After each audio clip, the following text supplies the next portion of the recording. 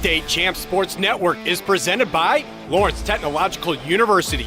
Be curious, make magic. Visit ltu.edu today. State Champs Game Time Live is delivered by Hungry Howie's Pizza, home of the original flavored crust pizza. State Champs Game Time Live is also brought to you by Reaction Technologies. Up your game. Go to reactiontechnologies.com for more information. The Construction Association of Michigan, the voice of the construction industry in Michigan. Alta Equipment, Michigan's #1 construction equipment provider, proudly representing the industry's top brands. Get the right equipment for your project every time with Alta Equipment. The Salvation Army, Registered to Ring campaign. Support the annual Red Cattle campaign. Go to registertoring.com today. And the Michigan High School Athletic Association, promoting the value and values of educational athletics. Good evening, everybody, and welcome here to Birmingham Groves High School. It is homecoming week, and you can feel every ounce of that homecoming energy. The Falcons are looking to keep their undefeated season here alive, but there is one thing standing in their way: the reigning Division IV state champions, the Pioneers of Harper Woods. And with that, I'll send it over to the guys and Sean Belegian and Grant Perry. Guys? Well, thank you very much, Kara, and we are fired up to be out here at Birmingham Groves tonight, along with my broadcast partner, Grant Perry. My name is Sean Belegian, and Grant, let's get right to it. The home team, a lot to look out for, but one of the things to look out for is an Anvil Award character who's an impact player. Yeah, it starts with the right tackle, Avery Gash, number 74, 6'5", 295 pounds, four-star prospect, committed to go play at Michigan. This offense, the DNA is run the ball, power football, get guys at the point of attack, get guys man-on-man blocking, and it's led by Avery Gash. He's got the big, nasty title, and I mean that with all due respect. He's looking to put guys on their back through the echo of the whistle. And Harper Woods, I mean, what a run they've been on. A little banged up right now, but when you're banged up, that means you have to rely on your stud as well. Yeah, and that stud's going to be Dakota Garant, number 1. Number 6 last year was a freshman, had made a big impact in that state title run, in that state title game. A little bit of a switch up here. He might be playing some quarterback due to some injuries. Nate Rashlow is going to be, he injured himself versus CC, so we're going to be seeing what they do at quarterback. I'd like to see him at receiver. I think that's where he makes the biggest impact. But when you have injuries, you gotta adapt. And right now at quarterback, you want to have the best ball carrier, the best player touching the ball, and that's Dakota Garant. Well, the wind is going to be a factor today. Make no mistake about that. All you have to do is look at my hair to know how windy it is. We are just a couple minutes away from kickoff. So glad you are joining us on the State Champs Network and Local 4+.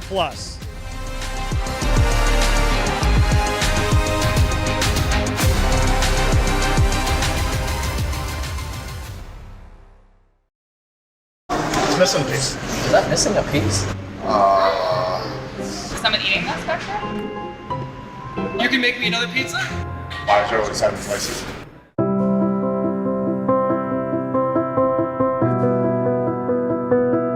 It's a horrible statistic. Troubling. Should be 0.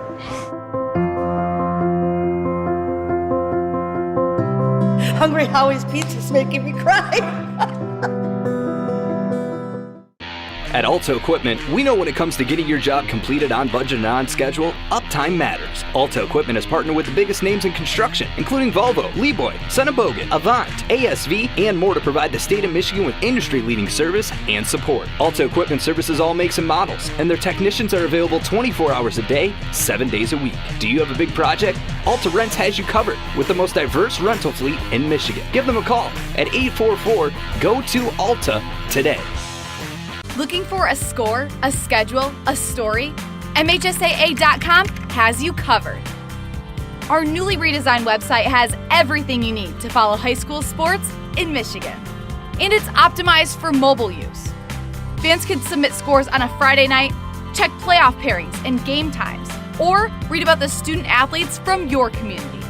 Your first stop is MHSAA.com. Connect with us online and get everything you need all in one place. Your persistence and dedication have brought you this far. But the fire of curiosity within you burns to push beyond your limits. LTU is the place where your passions and curiosities can soar, pushing your mind and body to new magical heights. Lawrence Technological University. Be curious, make magic. Let's talk about getting you the money you deserve after an accident. There's a lot at stake when you've been injured, and choosing the wrong team for your case could be devastating to your recovery.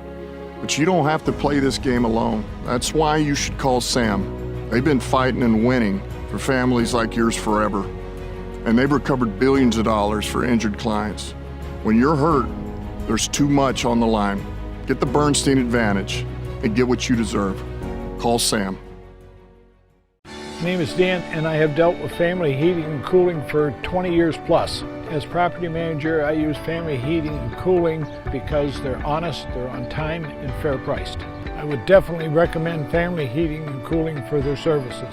Family is not just our name, it's the way we do business. My father chose the name Family Heating because he wanted our company to treat everyone like family. Contact us today for your heating, cooling, and electrical needs, and you'll see the difference family makes. State Champs Game Time Live is delivered by Hungry Howie's, famous for flavor. And welcome to the campus of Birmingham Groves here off of 13 miles. So glad you could join us along with my broadcast partners, Kara Lyles down on the field, former Brother Rice Warrior and Michigan Wolverine Grant Perry. My name is Sean Belegian, and every week, Grant, we love to take in the sights and sounds. This is a great atmosphere, a packed crowd, a ton of tailgating, and some of the best barbecue smell wafting our way. I want to turn it into a cologne and walk around with it, but just a great atmosphere out here at Birmingham Groves. Yeah, it's looking like a great atmosphere here tonight. Homecoming night, the crowd is filed in and ready to go. The atmosphere feels good. The band is marching. Should make for a good one here tonight versus Harper Woods. Well, we have to start, as always, with some of the keys to the game. This one, as you take a look at Harper Woods there, beautiful jersey, that maroon and white jersey, the home team in their black jerseys, black pants, the yellow lettering, and the green helmets. Grant Perry, as always, there are keys to a victory for each squad, and I love how the graphic team does this. I mean, what a job. Let's start with the visitors from Harper Woods. Hey, what a job. Shout out to the graphics team here and Kevin and everyone else. But, Harper Woods, starting with defense, offense. You want to have long drives and explosive plays. You want to beat Groves at their game. Groves is going to try to keep the ball, keep the momentum on their side. Go ahead and copycat that. Keep the ball in your favor. Keep those long drives moving, ending points. Defensively, you want to win the turnover battle here. You want to be +1, +2 in that turnover battle because Groves is going to try to hold on that ball and be very protective. And if you're Groves, defensively, you want to win that turnover battle, steal a possession. Groves is going to come into this game with a power run game attack. And then defensively, stay ahead of schedule. Offensively, if you're Groves, stay ahead of schedule. Your game is the power run game. You want to get those hard yards, make it second and third and short. Stay ahead of schedule and let the run game do the work. Well, you take a look at the home team there. What a beautiful jersey. It really is. The dark jersey with those bright yellow numbers. I personally thank them for that. That makes my life a lot easier. Those green helmets as well. We are just about a minute and 15 seconds away from kickoff here. Always like to thank you for joining us wherever you may be. If you're watching on the State Champs Network, of course, our friends from Local 4 Plus. Nice to see Local 4 out here as well before the game, doing some live shots and interviewing the coaches. Just a fantastic atmosphere. And Grant, I joked with you at the beginning of the broadcast, I want to do the Grant Perry. You need to let me borrow some shears so I can shave my head off on a windy day like this. My goodness gracious, the hair is going to be blowing around, and it might cause an issue or two with the pass game as well, my friend. Yeah, I got to say, though, waking up every day, it's easy to get this hairdo going. Not much maintenance required. But I got to say, not able to let it flow in the summer days. It hurts a little bit. All right, we're about to get this one underway. What a dandy it should be. OAA action here. Kick taken about the 15-yard line after a few bounces. Makes it cut at the 25, brought down at the 27-yard line, and that is where this Groves offense will take over. And as you mentioned, make no mistake about it, keep an eye on that big guy right there. It's hard to miss him, Avery Gash. Avery Gash, the guy to watch out for. Ask Coach Flaherty, talking to him this week, is there a guy that you'd like to run behind? And without a doubt, he said Avery Gash. When we need a hard yard, we're going to go and put it in his hands. he plays nasty, and by nasty I mean he looks to finish through the echo of the whistle, always playing with a chip on his shoulder. Definitely got to watch out for it. Ryan Counts leads the offense on the field. Man in motion from the far to the near. Now another man in motion as well, just underway. 1st and 10 for the home team. Groves going to swing it out. Caught at the 21. Has to do some work out there. Good work just to pick up a couple of yards there. Great pursuit that time by the Harper Woods defense. Harper Woods defense coming out, pursuing to the football. Groves comes out. Their DNA is run the ball. First play of the game, they switch it up. Go ahead and throw the ball there. Swing pass to Lavasco there. Did a good job. And right here you see the starting lineup for Groves there. You mentioned Avery Gash. Another guy, Noah Woods, a tight end that gets those catches, hard catches. Had 2 touchdowns last year versus Harper Woods. And number 1, Chris Little, he finds himself around the ball a lot. I formation. There's your carry out past the 30 over the left side of the line up to about the 33-yard line, setting up a manageable 3rd and 4 here. And you're going to see a lot of Noah Sanders today, number 4 and number 6, Mario Lavasco. And here you got the Pioneers starting defense, Harper Woods. Number 42, Vori Peacock, a guy to watch out for. A couple of these guys played in that state championship last year. Bringing that experience back is huge. Another name, another number, number 8, Matthew McCraw, leading that middle of the defense, that middle linebacker. Counts under center, offset eye this time. 2 receivers split near side on this 3rd and 4. They fake it to the right, a little end-around action, smelled out nicely by the Pioneer defense, and they're all kinds of fired up. Brought down at the 35, forcing a 4th and 2. And we'll see what Groves does here. It looks like they're trotting out the punt team there, but Groves goes with the wide zone action, makes it so that Chris Little, number 1, gets the reverse going backfield.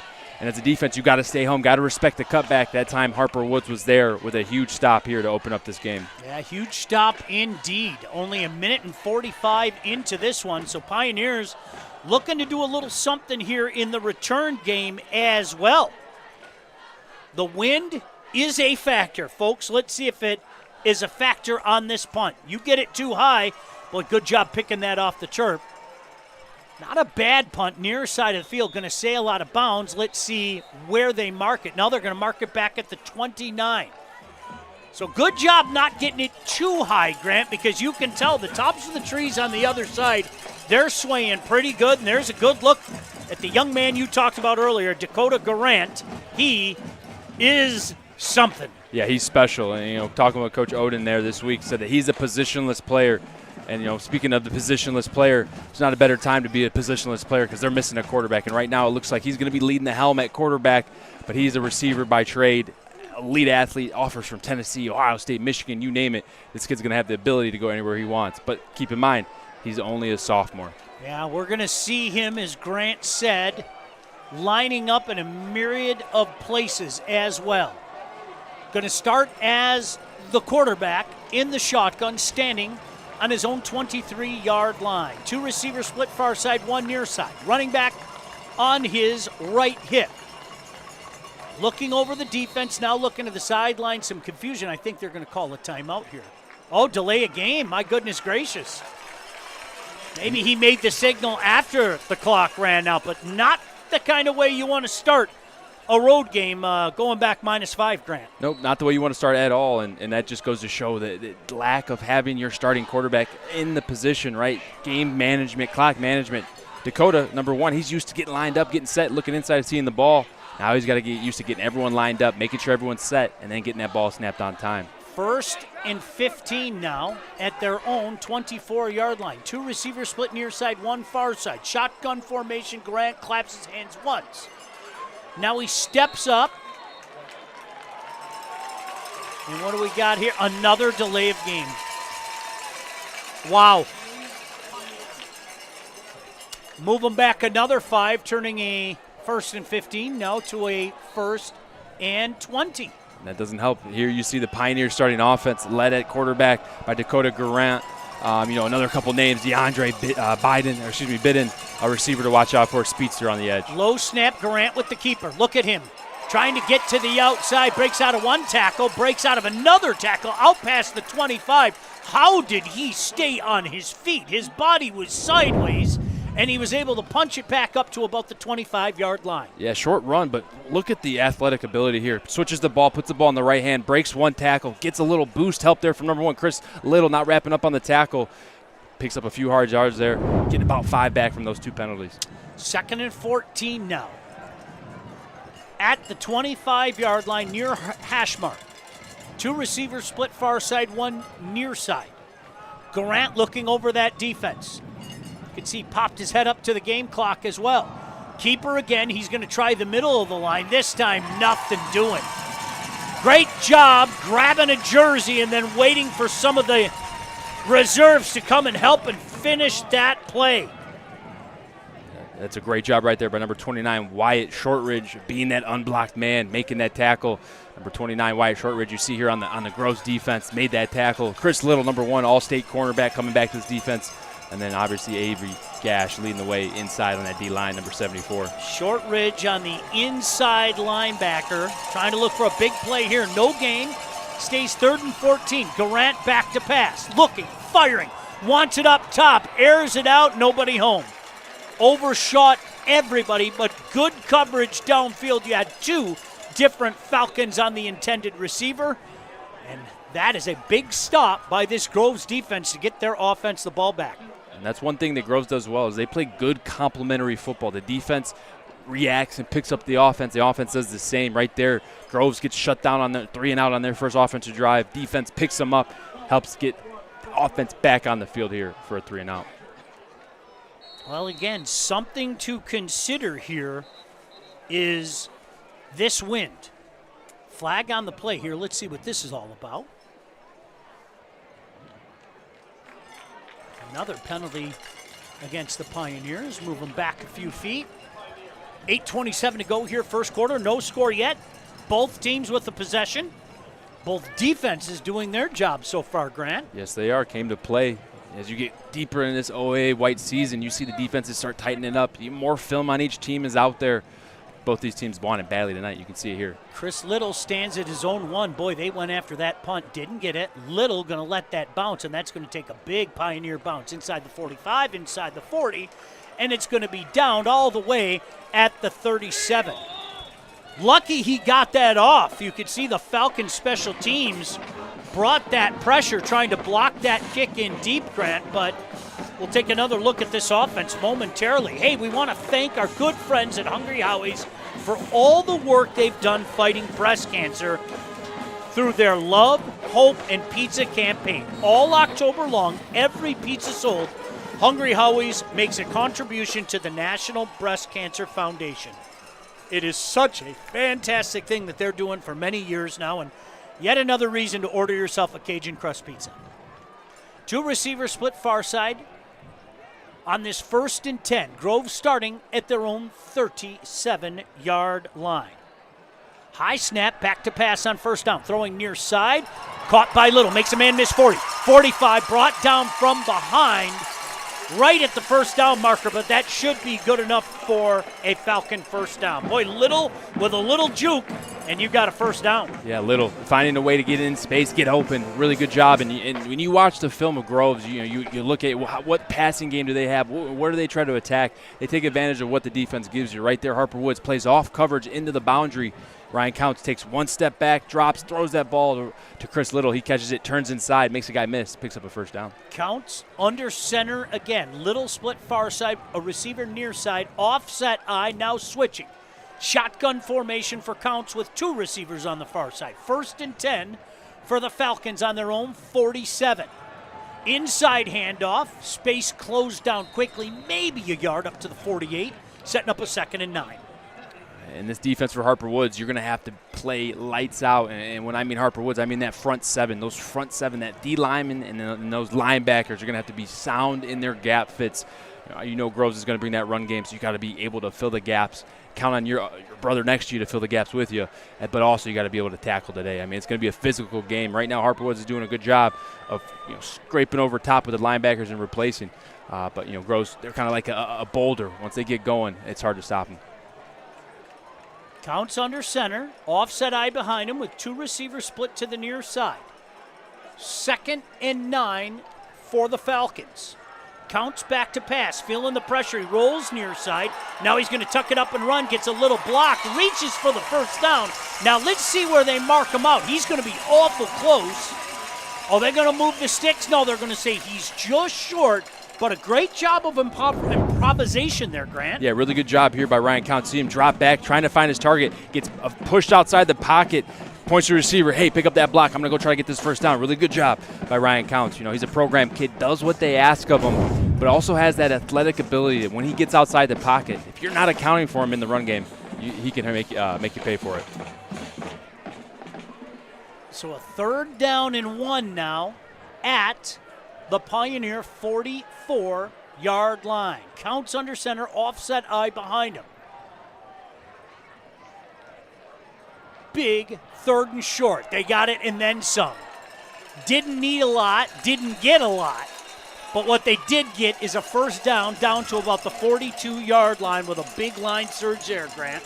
Yeah, Mario, Campoy Lavasco right there leading the way with the ball, picking up those hard yards. You know, Groves, they are who they are. And when I say that, I mean they're going to run the ball. They're going to say, hey, we're going to run the ball. We're going to work the play action off that. Go ahead and stop us. They go 23 personnel right there, 2 running backs, 3 tight ends, bringing those big bodies to move that D-line. They do a good job getting hat on hat, allowing Lavasco to pick up that first down. Lavasco stays in, Counts in the shotgun. Lavasco on his right hip.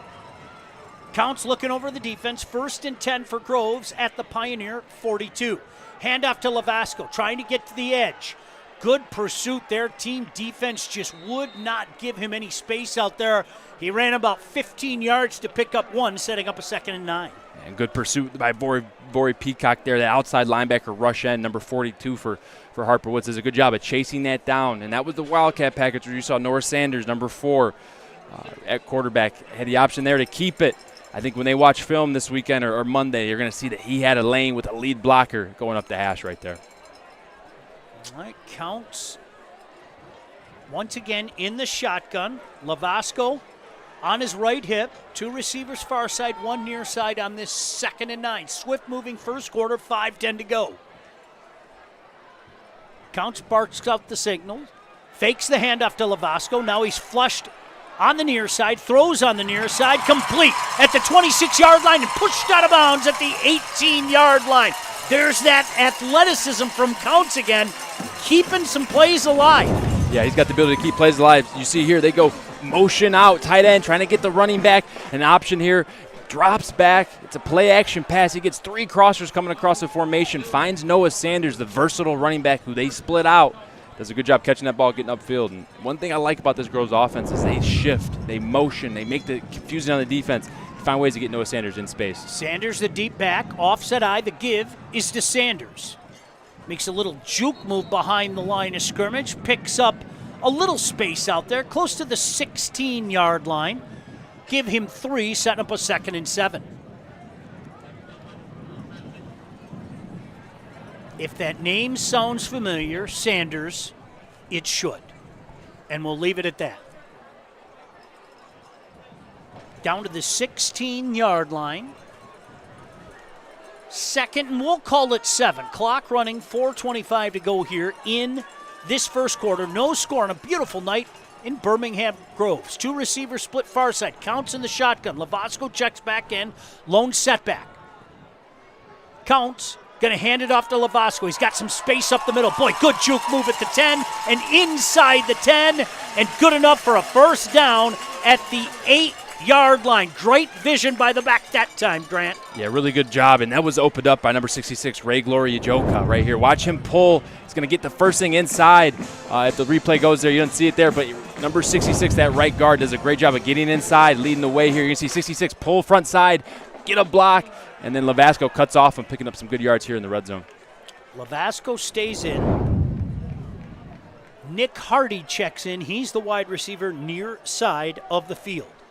1st and goal from the 8-yard line. Lavasco now from the right hip to the left hip as Counts is in the shotgun. They give it to Lavasco. Lavasco, right side, touchdown. 8-yard touchdown run by Mario Campoy Lavasco. And Groves strikes first. And if you're Harper Woods, you can't let this Boulder and Groves get rolling here. Mario Campo-Lavasco does a good job of following those 2 lead blockers. It's a power gap scheme run. Gets 2 blockers at the edge. But Harper Woods doesn't have a defense to force it, doesn't have an edge fender to force it into any help. Vasco breaks an arm tackle, rolls right in the end zone. Well, PATs might be an adventure tonight, partner, with that wind swirling. Let's take a look. Counts on the hold, PAT attempt. Swirling wind. Snap is down, the kick is up, and the kick is no good. Hate to say we told you so, but the wind definitely a factor here tonight. Hey, elevate your technique with Reaction Technologies. Their product helps enhance athletes' safety in football by improving their technique. Follow them on all social media at Reaction Tech to see how they protect athletes. So 6-0. Groves strikes first. Pretty impressive drive there, Grant. Yeah, really good drive there. First drive they went 3 and out. Come back, defense gets a good stop. Has Harper Woods go 3 and out. Offense gets back on the field, starts clicking, starts finding the angle, starts finding the leverage in the run game, and Noah Sanders getting it done in the pass game, catching balls, and then Lavasco. They're tough in between the tackles, runner breaking through tackles there to score that touchdown to take the lead here. Let's see if the Pioneers can answer. You don't want to get into a shootout with this Groves team. One of the things that we have the privilege of doing is we have these Zoom meetings, and we thank every coach for giving us their time. But, boy, the amount of respect between these 2 programs, Grant, really, really was shown during the course of the week. Coach Oden spoke so fondly of Coach Flaherty and what he's done at Groves, and to repay the favor, Coach Flaherty did so the next day. Great to see that. 2 OAA teams that certainly have made a lot of noise. Ball blows off the tee. It's got to be tough for the kicker. He's about a half a foot away from kicking it off, and then it rolls on him, huh? You and I were talking about the joy of pulling a hamstring. My goodness. Kicker's got to be careful when it's windy like this. Make no mistake about that. So here we go. Sends this one deep. Good kick. Taken at about the 5-yard line. Middle of the field. Making a cut near side. Makes one man miss. Look out, 30. Oh, Turf Monster came up and brought him down at about the 32 as a flag flies in late. See what that flag's about at the 21-yard line. But, man, he made that cut at the 30, Grant. I thought there was some space, but just looked like the legs came out from underneath him. Yeah, he got north and south. It started to look good, and then that Turf Monster came into play. Hey, there's always help wanted when it comes to high school game officials. Every year, over 1,000 new officials are needed. Officiating is a great way to stay in shape, stay close to the game, and so much more. Log on to MHSAA.com for more info. Going to move this one back now all the way to the 11-yard line. So that's where Dakota Garant and this offense is going to take over. Except I think it's Donovan Phillips now checking in at the quarterback position. It is indeed. Where's the number 14? Trip receivers far side, 1 near side. Phillips stands at his own 5. Going to keep it on the ground. Nice cut in the backfield. Out past the 10, close to the 15-yard line. Give him 4. Setting up a 2nd and 6. Looks like we got a hanky out there, but number 44, Juwan Hammonds, comes in and almost breaks that ball free on the tackle there. Another conversation out here. One of the Groves players didn't seem to like that. Yeah, this one's going against Groves as well. So that's going to move it up to the, 35-yard line. So fresh set of downs, first down. I think they're going to get for the Pioneers. Number 22, Paul Hubbard, on that personal foul there. Phillips stays in as the quarterback. He's got trip receivers far side, 1 near side. Phillips looking over that defense. Watch the double-edge blitz here. Claps his hands, low snap, he's going to keep it. He makes one man miss. Look out, 35, 40. Dances out of bounds at 44. Boy, how slippery there, Grant. It looked like he was dead to rights and somehow slipped right out of it. Another first down for the Pioneers. Yeah, great pocket presence there by Donovan Phillips, getting his first series here of the game right now. And right there, Groves goes double-edge blitz, bringing linebackers off the left and right side of the line of scrimmage. Donovan Phillips does the right thing, steps up, not out, finds a lane, takes it for a first down. And quickly back up, trip receivers far side, one near side. Claps his hands once, now looks to the far side line. Keontae Washington, the lone setback. Phillips gets the snap, back to pass on first down. Looks over the middle, great catch. Bouncing out of a tackle, up past the 40 and dancing down to the 35-yard line. Guess who? Dakota Garant. Hello, young man. Welcome to the receiver position. Good to see you there. Welcome to the game. Good to see him at that position, too, because this is what he can do downfield. He can get across the middle, catch a high ball in between a safety and a middle linebacker, and then go pick up some more yards. That just shows what this sophomore can do.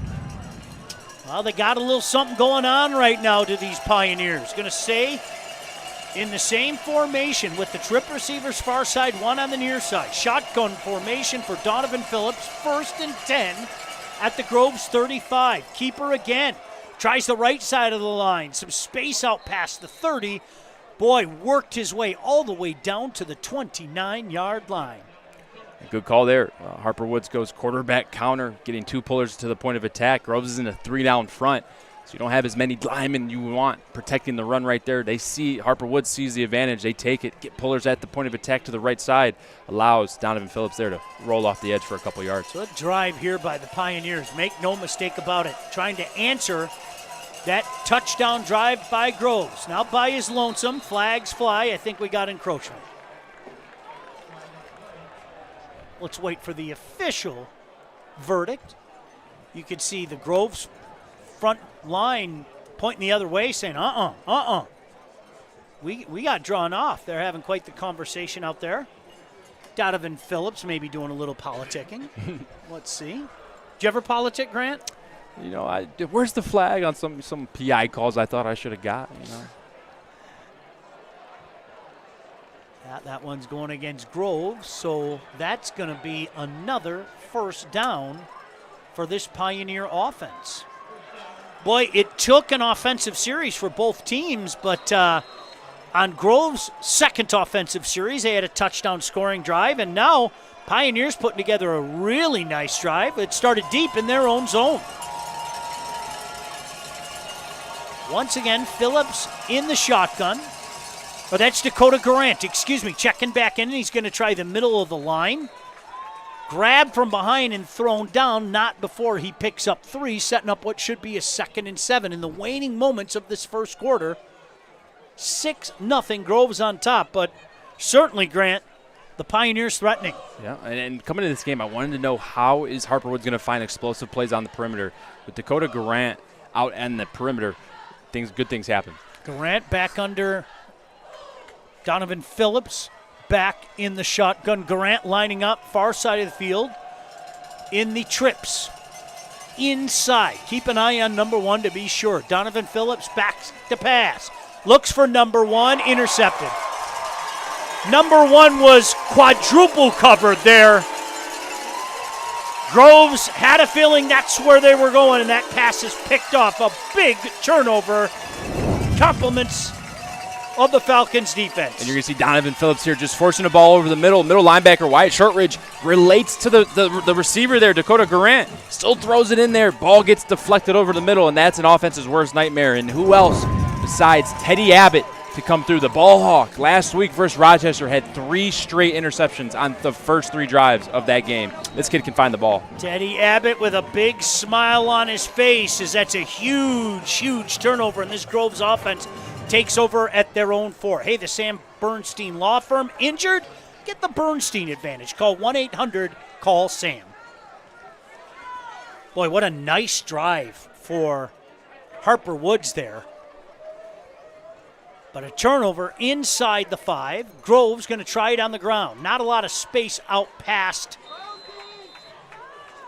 the 2-yard line. Maybe got back to the original line of scrimmage. Maybe. That's a good job there by Michael Nelson, number 23, of playing through the ball. Johnny Nelson, number 21. Big guy, 5'11", 225-pound linebacker for this defense, one of their returning starters. Waning seconds, literally, of this first quarter. 6-0 Groves on top. They're faced with a 2nd and 10. Offset I, they bring them in tight, counts under center. Looking over the defense, barks out the signals. Play clock down to 5, he hands it off.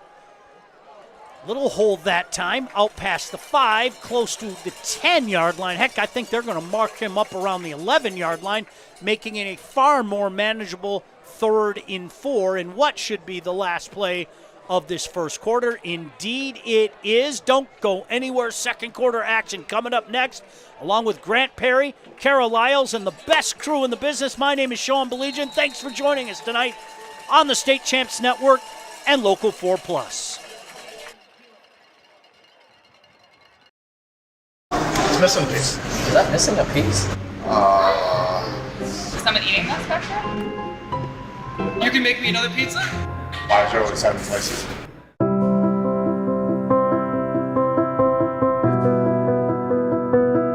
It's a horrible statistic. Troubling. Should be 0.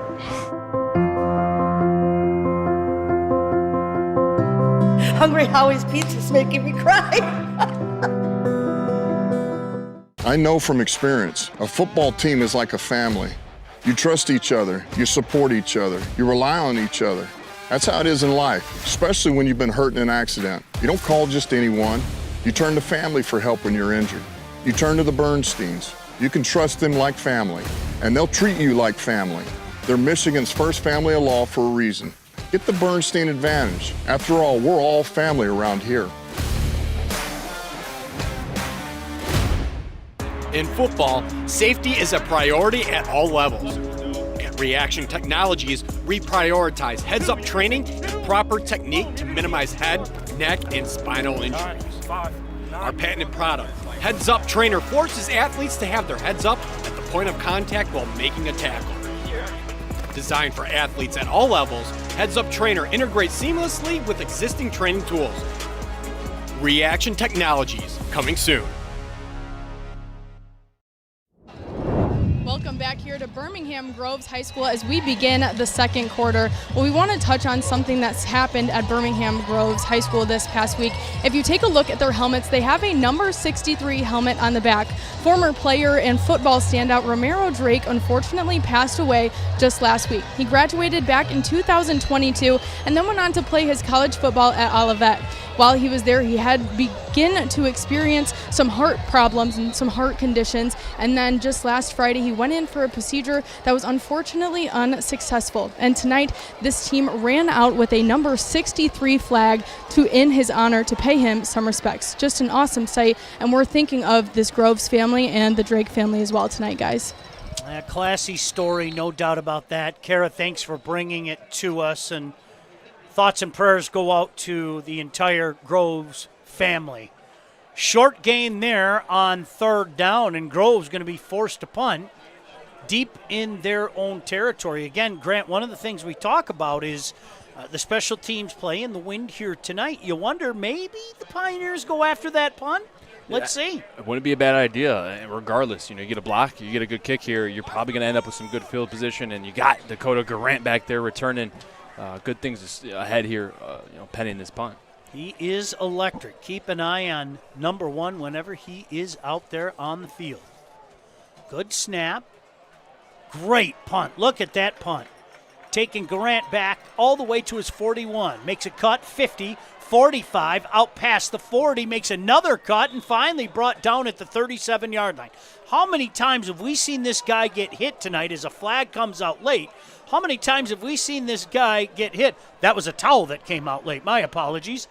And he just seems to bounce out of the tackle. It's amazing. Yeah, the contact balance on him is fantastic. I mean, it takes 1, 2, 3, 4 guys to really bring him down. He gets north and south, always looking for the green grass.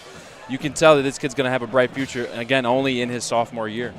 Great field position to start this drive. And Donovan Phillips is going to be your quarterback this time. Buford, the wide receiver lined up on the near side, trips on the far side. Phillips going to hand it off. Try the right side of the line. Some space out there. Close to the 30. Brought down at about the 32-yard line. Good hard run by Washington.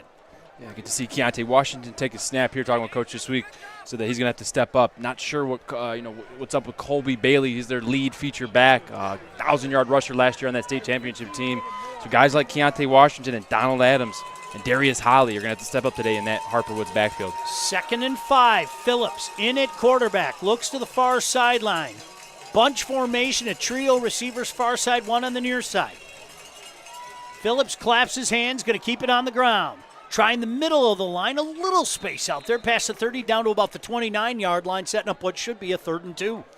You can see Harper Woods' approach here. They're trying to spread out the box. They got 3 receivers to the boundary to your left, top of the screen. They got 1 receiver aligned in plus number hash, alignment. So they're trying to spread out this box. Groves runs that 4-4, 3-4 base defense. So they want to spread out that box, get numbers in the run game, find leverage. But right now Groves is putting up a good fight here in their own area. Likely 4-down territory here, but a 3rd and 2.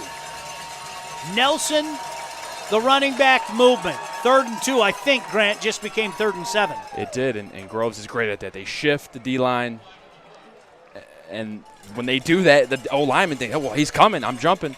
But they're just moving laterally. It's a common thing used amongst teams now here at this level, college level, NFL level. They have everyone shift on a call. They shift. Usually messes up with the O-line right there. You see it in full effect. Take a look at that crowd. You think Groves supports their Falcons? I'd say so. Absolutely. What a homecoming turnout it is. I didn't get a chance to go out in that front area where everybody was tailgating, but I'll tell you what, I'm not going to make that mistake again. 3rd and 7. Phillips, shotgun formation. Looking to get to the near edge. Takes a big hit at about the 32 and brought down there. Wyatt Shortridge, watch this hit. It's going to be a quarterback sweep here, trying to get blockers on the lead. Keontae Washington with a good edge seal, but you don't see Wyatt Shortridge coming and just lays the shoulder. Textbook hit, shoulder-on-shoulder action right there, and Wyatt Shortridge with the big hit. By the way, a shout-out to one of our own, B.J. Cameron, class of 82 here at Groves, 4-sport athlete. He is our Director of Corporate Partnerships at State Champs. What up, BJ? They're going to punt this away, Grant. Look at this. I thought for sure we were in 4-down territory at the Groves 33-yard line, but it appears, appear being the key and operative word, they're going to punt this one away. Another delay. Move them back 5 yards, maybe give them a little bit more space. Now you know they're not going for it. Chris Little stands on his own 10-yard line. Looking to make a big special team play on a windy night. Beautiful night. Boy, look at the colors in the sky. My goodness gracious. I think Groves is going to call a timeout here, and they're going to talk about this.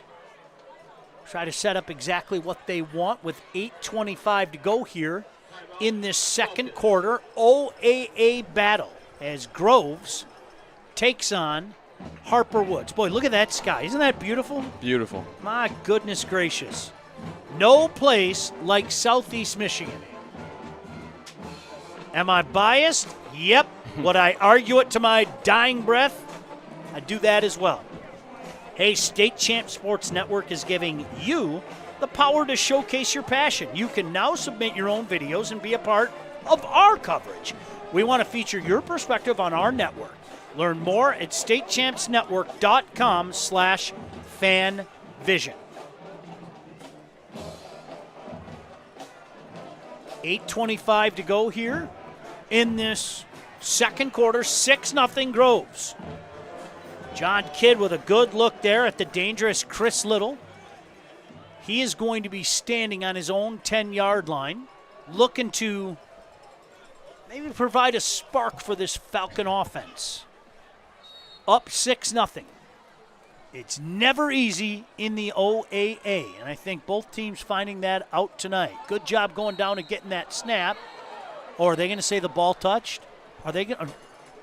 Indeed, they're going to say that the knee touched when he went down to get that ball. What a break for Groves there. Wow. Yeah, that's a huge flip of field right there. And you're going to see here number 7 back there to kick the ball. DeAndre Bidden here, the freshman receiver, one of their speedsters, 6'1", at the receiver position here. Tries to pick up the punt as it's scraping the turf, and that knee is clearly down. Good catch there by Stripes. Wow. And that just saved Groves. I mean, say that punt landed at the 10, that's 40, 50 yards of field position right there. Yeah, great field position starting this drive at the Pioneer 47-yard line. Counts is under center. He's got 2 receivers split on the outside. Offset eye behind him. Deep back is Sanders. Counts barks out the signals on this 1st and 10. Going to try to stretch it. Back to pass. He's under pressure. Down he goes. Big loss. Back into Groves territory at the 47-yard line. Grant, that's going to be a loss of 6. Yeah, that's a big loss right there, especially on the first down. Sudden change the possession. You see what Groves tries to do. They go wide zone, play action pass, and it's a hard play action pass to cover because that quarterback is extending all the way to the right side.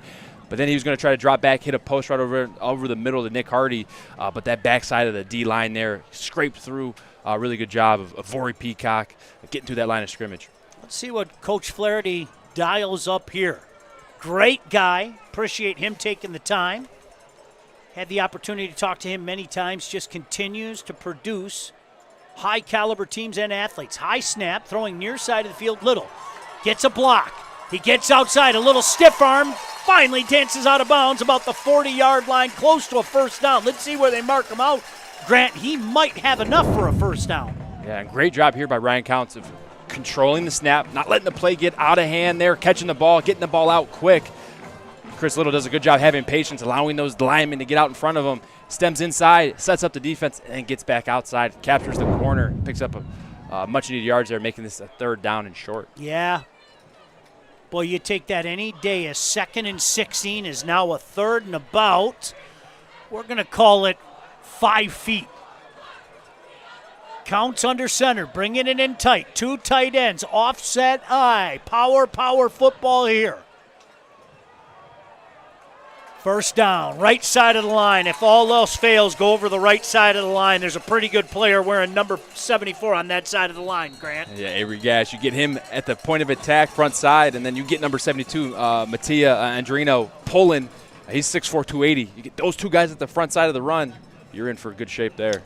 Lavasco with that carry brings it up to about the 36-yard line, and that should be good enough for a first down. Hey, the Lawrence Tech football team is back in action tomorrow afternoon. They will take on Judson in their homecoming game. The Blue Devils looking for that first win of the season, and you can watch the game on TV 20 Detroit starting at 1 o'clock tomorrow. I know the guy who does the color commentary. Oh, yeah? I do. You know what? He's a really good guy. If you haven't heard him before, why don't you give him a listen tomorrow? Do you know him, Grant? I do. I think it's myself, but I appreciate that shout out, Sean. Looking forward to it. Lawrence Tech's coming off a hard loss last week where they should have won that game. Devon Bentley, running back, had a 300-yard game on the ground, so looking forward to Lawrence Tech trying to get that first win Big tomorrow. Fan of Coach Merchant. He is going to get that thing rolling. Offset eye on first down, flags fly to start this play. No, timeout. Timeout taken just before Groves snapped that. But I'll finish that thought. Coach Merchant did such a great job for so many years at Chip Valley. I know how fired up he is to be at Lawrence Tech. Give him some time to get his guys in there, to institute what he wants to get in there, and I think Lawrence Tech is going to be a force to be reckoned with soon. I do too. You know, they got the success foundation in place. 40% new roster, 95% new coaches. They're just getting the pieces in line right now, and like you said, Sean, it should be make for a good future for Lawrence Tech. Here, on a beautiful night, my goodness gracious, I can't get over that sky. If our camera guys want to get another shot of that sky, I won't complain. What a beautiful view that is. It is 6-0 Groves. 7:11 to go here in the second quarter. Look at that sky, and while we're at it, why don't we look at Kara Lyles down on the field? Kara? Yeah, well, you guys were talking about a very common last name here in Detroit, but a very well-known one as well. Noah Sanders is actually the son of, yes, Detroit Lions legend Barry Sanders. With talking with his coach earlier, he said, I'm so proud of the person Noah is becoming on the field, but the person he's becoming off the field as well. He embraces the position that he has been in, but he's also becoming his own type of running back, and he's just such a good kid. Funny, works extremely well with others. He's charismatic, and of course I had to ask, does he play a little bit like his dad? And his coach said, well, yeah, a little bit. Well, we told you that name sound familiar, and that name just carried the ball up to about the 33-yard line. But, Kara, great job telling us about a guy making his own path, Noah Sanders. And now, Groves with a 3rd and 7. And if you're Harper Woods here, this is where you want to live. You want to force Groves to be in these 3rd 5, 3rd and 6, 3rd and 7. Is where they find their successes in the run game. Passing game kind of comes second to that. Harper Woods could see themselves getting off the field here with a good stop. Trip receivers near side, one far side. Counts in that shotgun. Rocks back and forth, awaits the snap. High snap, but gets it settled down. Looks, fires, going up top. A lot of contact out there. You got to call that. Yep, that's a call all day. That makes it easy for the Stripes right there. Harper Woods there sent some pressure, forced Ryan Counts outside the pocket. He sees his tall 6'2" receiver, Nick Hardy, number 3, run down the sideline. Throws an opportunity ball. Love that out of Counts, giving him an opportunity. Sees the defense, has their head turned, and he gets the call he wanted. Nick Hardy did a good job putting both arms out. You know a little something about receiving. Pretty illustrious career yourself. Now I'm just trying to make you blush at Brother Rice and then at the University of Michigan. But a good job trying to come back and help his quarterback, to be sure. Yep. As a receiver, when you see that ball not catchable, but in the area of the defender, go ahead and try to fight back towards that thing. Come back, come negative, come flat, however you want to say it. Try to draw that flag if you can't catch it. All right, so that is a fresh set of downs all the way down to the 17-yard line. Offset eye behind Counts. The give is to Sanders. Makes a cut at the 20. Nice cut at that. Past the 15. Ball comes loose at the end. Ball comes loose. I'm waiting for the official decision. Are they going to say he was down?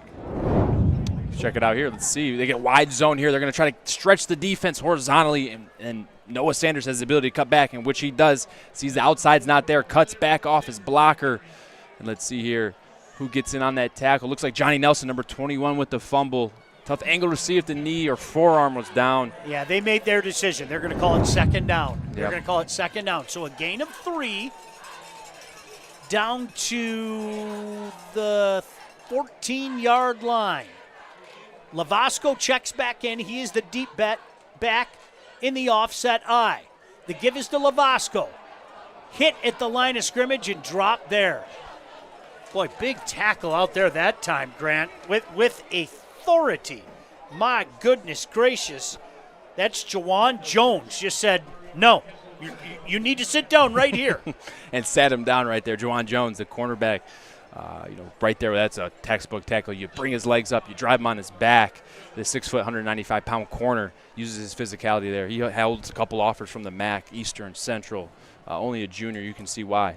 Physical in the run game. And that's one thing. Cornerbacks here today for Harper Woods, they're going to have to get physical. Groves is going to run these nub side sets to the tight end side where these cornerbacks are going to be low and in the play. 3rd and 6, Counts under center again. Offset eye, 2 receiver split far side. The give is to Lavasco. Lavasco, good cut inside the 10 and then push back right about the first down marker. I think he's going to be close, but just short, if I'm not mistaken. Hey, the Construction Association of Michigan provides a vast array of resources, services, information, and training to our diverse membership in Michigan's construction industry. Go to buildwithcam.com for more info. Decision time here, Coach Perry, and it looks like they're going for it. Yeah, you got to respect it. I mean, it's a mentality, it's a mindset. Instill that trust in your players. Say, hey, go ahead and get it. I'll trust you here. Let's see if they can go and pick it up. Offset eye, deep back is Lavasco. 4th, and we'll call it about 5 feet. Count sends a man in motion. Back to pass, looking, firing, touchdown. Noah Woods, the tight end, just like you set it up when you're playing a video game at home. And check out the replay here. Noah Woods, they go inline tight end, fake the run action, get everyone to bite up. And then Noah Woods does a great job from that right side of the line of scrimmage, just running down the D-line's heels, sneaking out the backside, coming wide open for Ryan Counts to throw that touchdown pass. Blowing some kisses out there, a little tight end wiggle, and are they going for two here as they're up 12-0? Seems to be the case. Boy, what a beautiful night. You see that shot? My goodness, it is lovely out here. 2-point conversion attempt. Counts back in, Lavasco back in.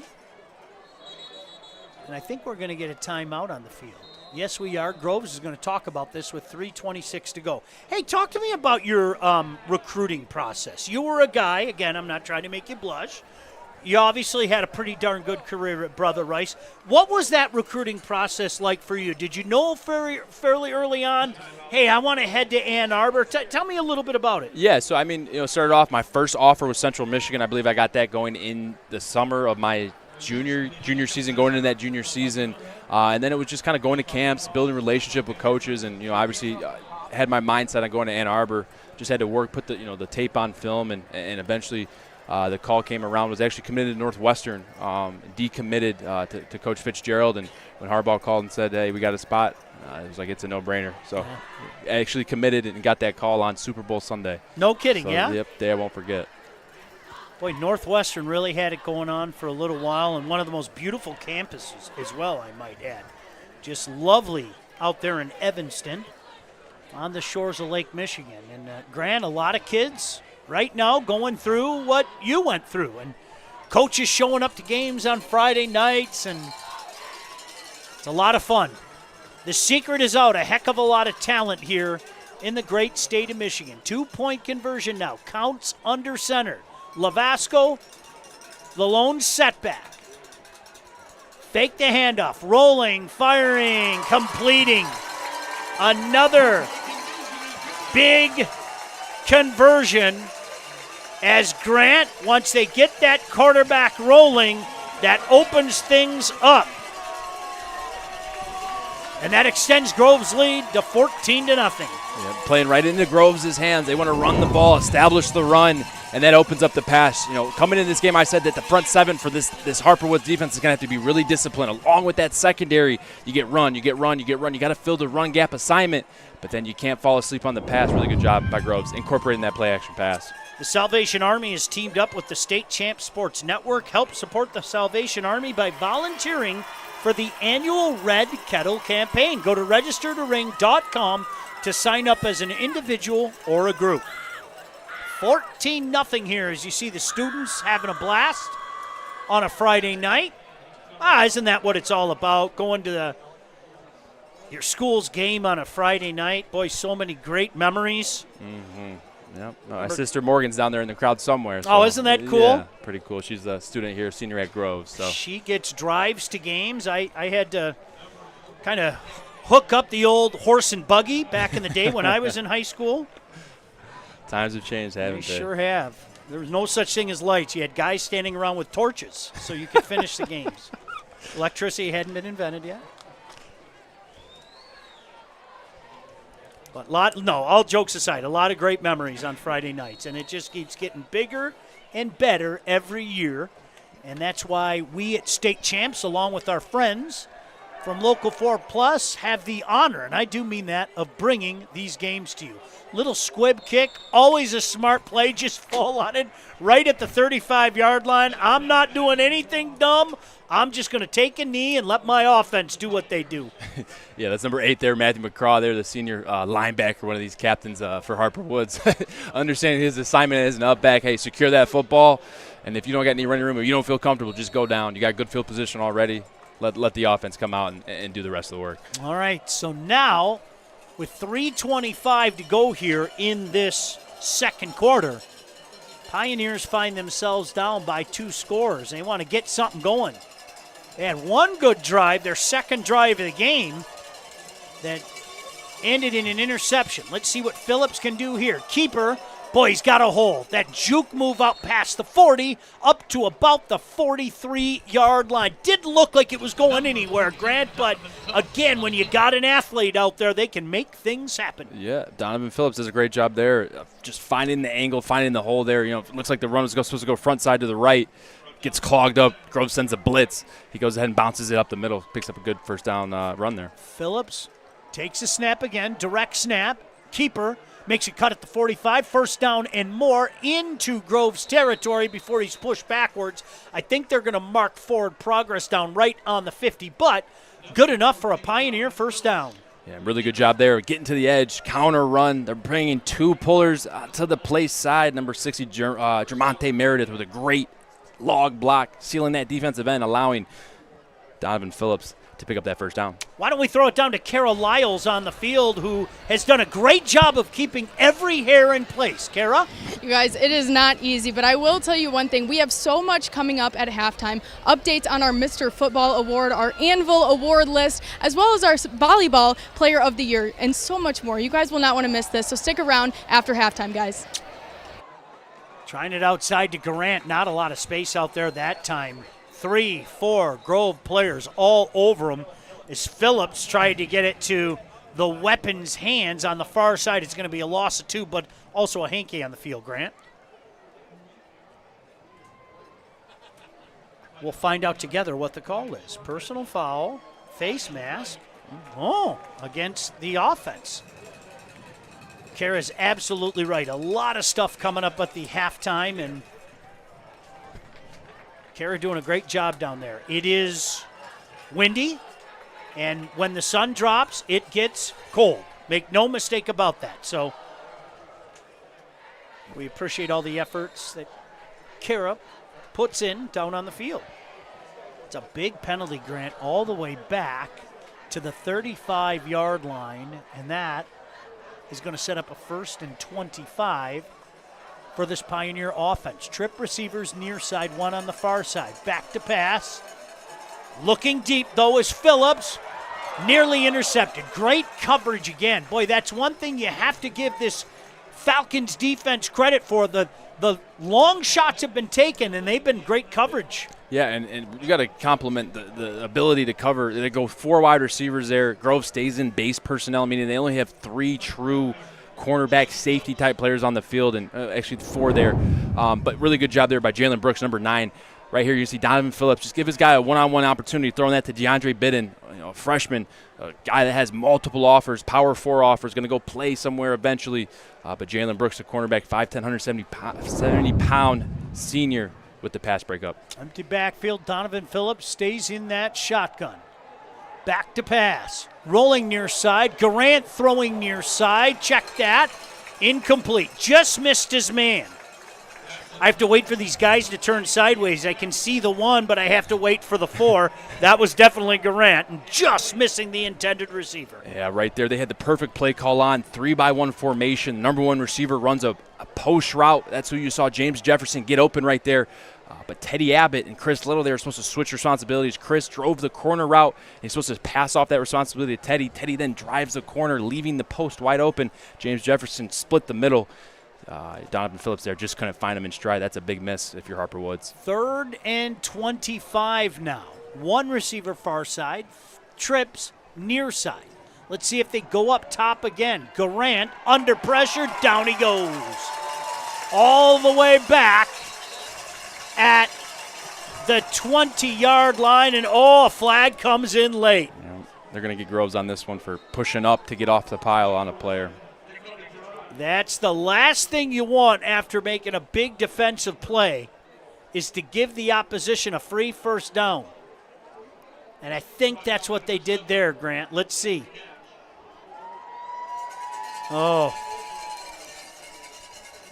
Well, the coaches hate to see that, don't they? They love everything up until that play, the sack, the containing Dakota Garant. But when you push up off him to get off, you got to have some self-awareness. Push up off your own guy, help your own guy get up, but you got to stay off the opponent. That was a drive that had made it up to the 50-yard line, Grant. And in essence, they had lost 30 yards, 15 by penalty in the sack. And now they get new life with that penalty. but still looking to punt that away. Yeah. I'm guessing after the penalty. I'm guessing it was after the play. Yeah, I don't know. Huh. Interesting. Well, clock running, 1:05 to go here. Play clock running down. Little stands at his own 35. Bouncing snap. He's in trouble. He's going to have to roll near side. He's looking near side. He's in trouble. He goes down at the 35-yard line. Boy, that's a huge, huge spot because Grant, Groves with a 14-0 lead, going to take over with 52 seconds remaining in great field possession. Hey, while we have a second, let's have our flashback. Groves is poised for a deep run in this year's D2 playoffs. Let's take a look back to 2016 when the Falcons took on Brother Rice in Division II District Final. Sorry, Grant. Groves dominated from start to finish as they beat Brother Rice for the first time since 1963, 24-0 to claim the district title. Sorry about that, Grant. It's okay. High snap, trying to set up the receiver screen near side, smelled out nicely by Harper Woods, and that's going to go in the books as a loss of 1.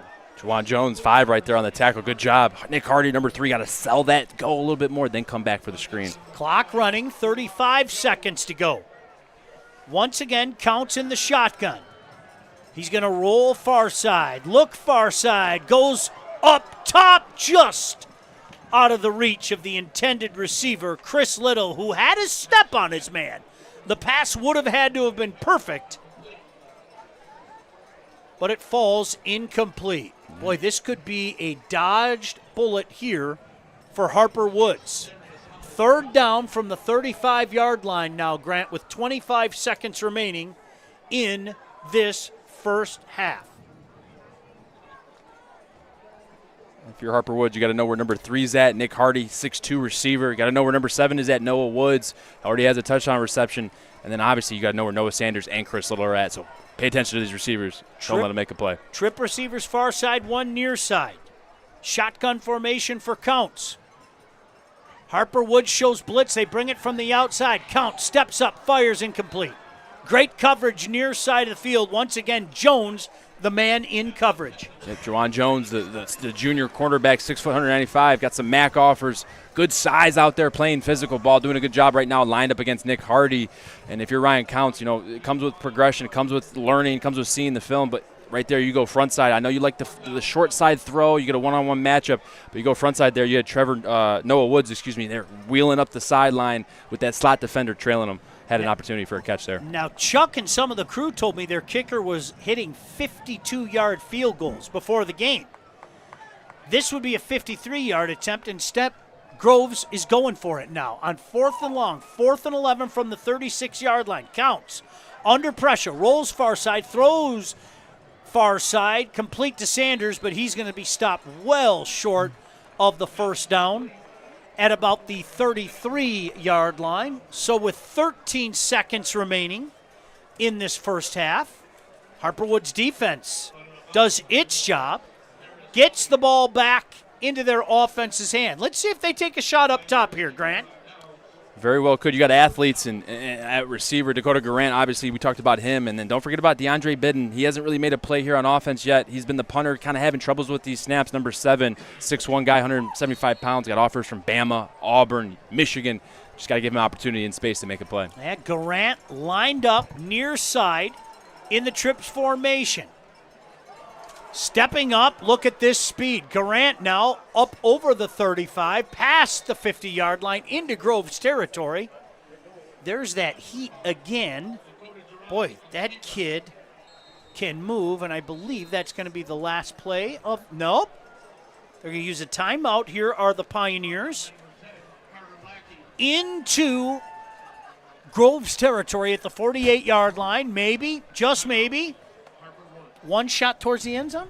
You got some athletes. You might as well, just tell them, hey, if it doesn't go our way, get ready to cover. Don't let anything bad happen. But you got athletes, give them a shot. See if something happens. Don't forget, coming up at halftime as well, Carol will have a conversation down on the field. You see Coach Flaherty talking to his crew out there.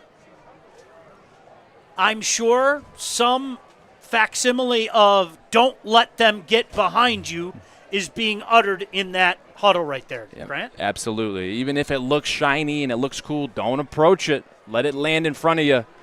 Make a play, swat it down. No need to catch the ball here. Bat it down. Let your team go into half here feeling good. Trip receivers near side, one on the far side. Grant back to pass. He's flushed outside. He's going to have to step and throw. He heaves it down there, and that is going to be intercepted. Yeah, when you get a quarterback rolling the other way, not a real good shot to get a big throw off, and Groves read that nicely, and they go into the half with a 14-0 lead. Before we go to our halftime festivities, why don't we throw it down to Kara now with Coach Flaherty. Kara? Coach, what went into the decision to go for that 2-point conversion there on that Noah Woods touchdown? Well, we missed the extra point in the first one, so we want to go for 2 to even that score up there, get up 14. And you have held Harper Woods off the board so far tonight. They're scoreless. What do you like from your defense so far in this one? Well, I like the fact there's no points on the board, but I'm going to lose my mind, if that number one keeps scrambling around going crazy on us. So, he's really, really good. So, I like where we're at. Obviously, that's good, but, we got a lot of work to do. All right, Coach, thanks so much. Good luck the second half. Thank you. Coach Flaherty, but we have so much more coming up at halftime. But for now, it is Groves leading Harper Woods 14-0. We'll be right back.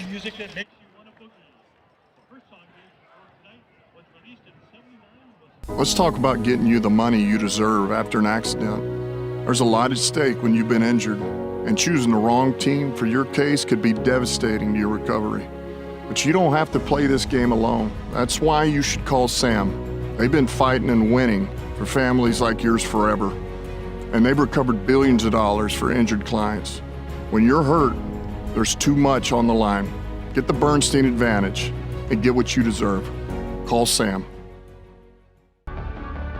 Your persistence and dedication have brought you this far. But the fire of curiosity within you burns to push beyond your limits. LTU is the place where your passions and curiosities can soar, pushing your mind and body to new magical heights. Lawrence Technological University. Be curious. Make magic.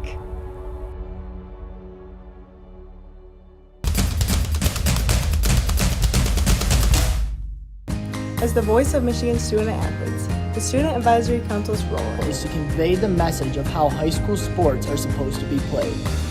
We are responsible for helping the MHSA maintain a positive and healthy atmosphere in which interscholastic athletes can thrive. We believe athletes should be competitive, sportsmanlike, and excel academically. We believe students in the stand should have fun, but not take focus away from the game. We believe coaches should act as teachers, helping student athletes develop while still keeping high school sports in perspective. We believe that parents should always be positive role models and be supportive of their child's decisions. We believe officials commit their own time to high school sports. And respect should always be shown and given to them. The most important goal for student athletes is to enjoy high school sports while keeping a high level of respect for all those involved in the game. Enjoy the game. My name is Dan, and I have dealt with family heating and cooling for 20 years plus. As property manager, I use family heating and cooling because they're honest, they're on time, and fair priced. I would definitely recommend family heating and cooling for their services. Family is not just our name, it's the way we do business. My father chose the name Family Heating because he wanted our company to treat everyone like family. Contact us today for your heating, cooling, and electrical needs, and you'll see the difference family makes. It's missing a piece. Is that missing a piece? Is somebody eating that spectrum? You can make me another pizza? Mine's really exciting places.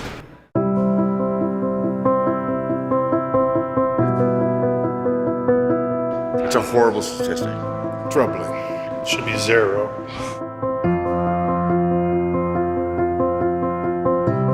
Hungry Howie's Pizza's making me cry.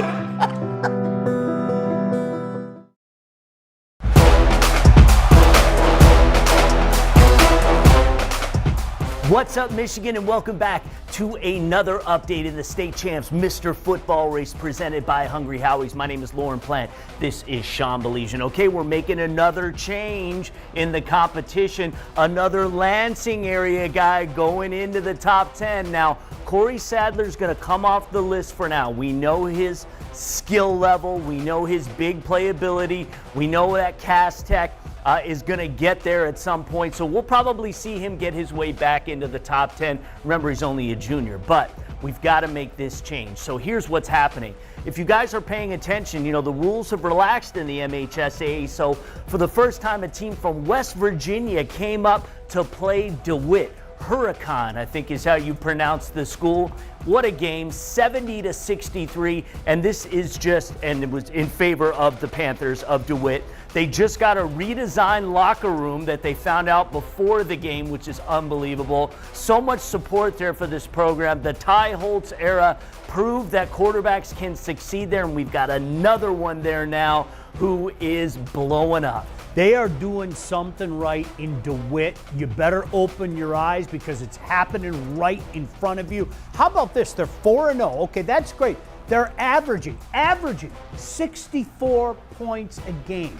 How insane is that? And the guy leading the charge, we couldn't look past those numbers, Lauren. We say it all the time. We're going to notice. If you're putting up numbers, we're going to notice you. We're going to acknowledge it. Elliott Larner is that guy. How about this? 12 touchdown passes already, 669 yards, over 500 yards rushing, and an additional 6 touchdowns. So 12 passing, 6, 18 touchdowns in just 4 games. Lauren, we couldn't look past it. No way, no how. Elliott Larner definitely belongs on this list. This is a team that has scored 256 points already. They're 130 away from all that they scored the entirety of last season. So this is a team on the rise. Larner's in the mix. Now we need you guys to go out there and vote and support them. I know that the DeWitt community is going to step up. So you go to statechampsnetwork.com. You just click on SC Awards, click on Mr. Football. You see the top 10. Go there and vote often. And we'll do this again next week. At Alto Equipment, we know when it comes to getting your job completed on budget and on schedule, uptime matters. Alto Equipment has partnered with the biggest names in construction, including Volvo, Lieboy, Sonnenbogen, Avant, ASV, and more to provide the state of Michigan with industry-leading service and support. Alto Equipment services all makes and models, and their technicians are available 24 hours a day, 7 days a week. Do you have a big project? Alta Rents has you covered with the most diverse rental fleet in Michigan. Give them a call at 844-GO-TO-ALTA today.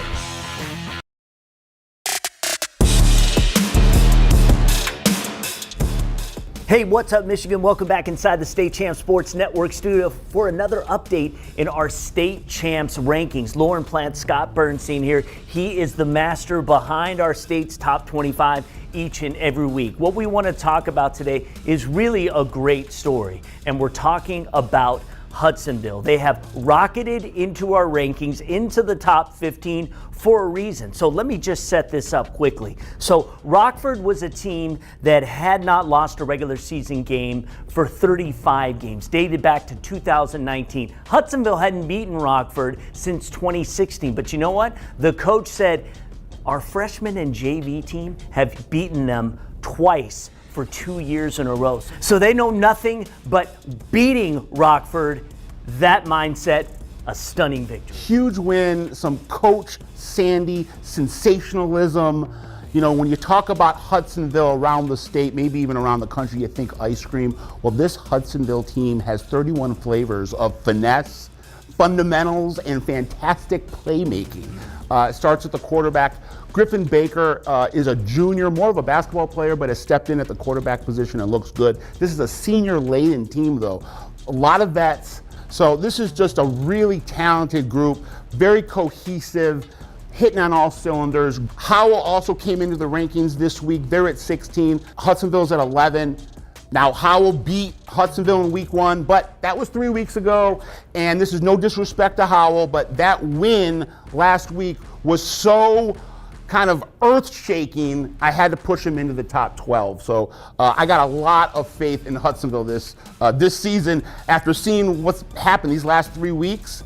and they deserve to be in that top 12. Hey, look, they beat Cass Tech to start the season. They beat the defending state champs, talking about Rockford, Muskegon. They beat a very good Granville team. They had all the reasons to win that game, and Hudsonville took it away from them at home. Congratulations. So the last team we want to get in here before we go, Detroit Catholic Central up to number 2 from number 3. This is a team that has a big game this week against Warren De La Salle, team they haven't beat actually the last 3 years, but this is a different Shamrock squad. I mean, Coach Sassante has these guys so dialed in. They're playing next level football right now. I've been very high on them since the preseason. There were some question marks, some guys that needed to kind of rise to the occasion. Well, you look no further than their senior quarterback, Skylar Hunter. He's a dual threat dynamo, started his career at Catholic Central, went to De La Salle last year to play in the defensive backfield. He's back now playing quarterback for the Shamrocks and looks sharp as a knife. Samson Gash is having a breakout year as a junior wide receiver. Just looks so good, whether stretching the field or getting the ball in space on crossing routes. His dad, Sam Gash, was an all-pro fullback in the 1990s for the New England Patriots. And then, you know, the piece de resistance, the straw that stirs the drink, Jaden Pyden. This kid is so electric in everything he does, whether running the ball, whether playing linebacker, whether playing on the baseball field where he's going to be playing at Army. He's going to play football and baseball. Last year he had to play quarterback. This year he's more in his natural position as running back. And you know, this is a guy that's probably going to be knocking on the door for Mr. Football soon. And it's just very, very impressive and exciting to watch. I have a lot of high hopes for Catholic Central this year, and Justin Sassante getting a chance to go possibly get that 11th state championship for Catholic Central and getting his first after, you know, Tom Mack got that first 10. We shall see. The man does his homework, updates our rankings every Monday, so just go to statechampsnetwork.com, click on features, and then click on rankings, and that's how you can see him. We'll be back with another update next week.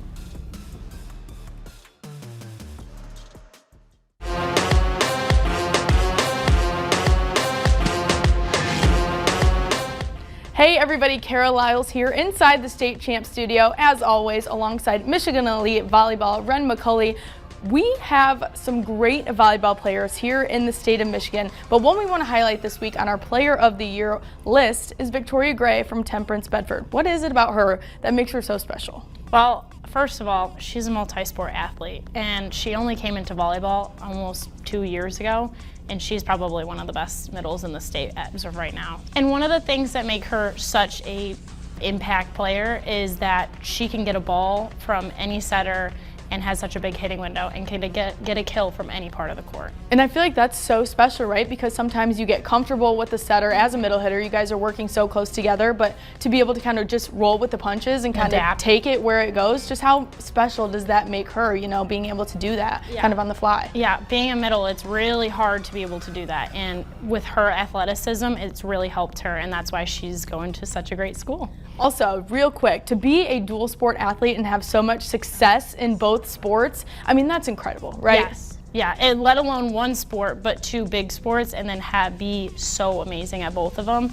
It's really unheard of. Well, if you want to cast your vote for Victoria Gray or any of the members on our top 10 list, you can do so at statechampsnetwork.com. With eyes raised above what is, there is a view of what could be. Beyond all known horizons are visions of an unformed future, brimming with curiosity that can change everything. When looking for the technology and tools that will turn your curiosity into magic, look no further. Lawrence Technological University. Be curious. Make magic.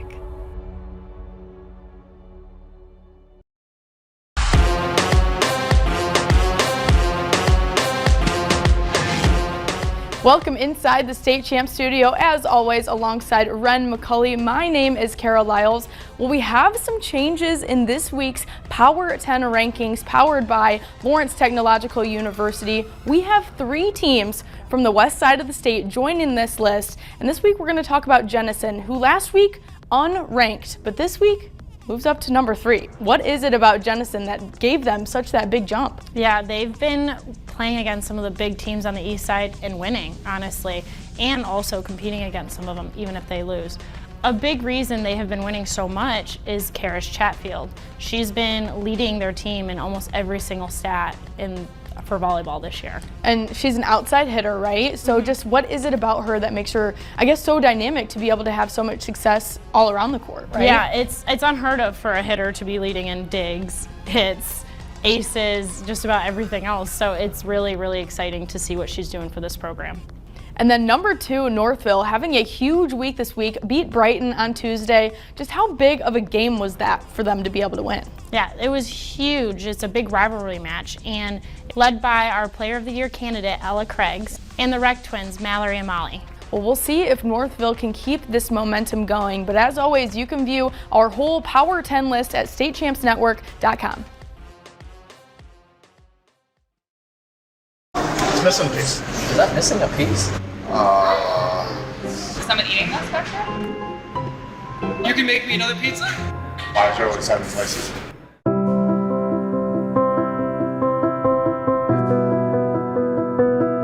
It's a horrible statistic. Troubling. It should be 0.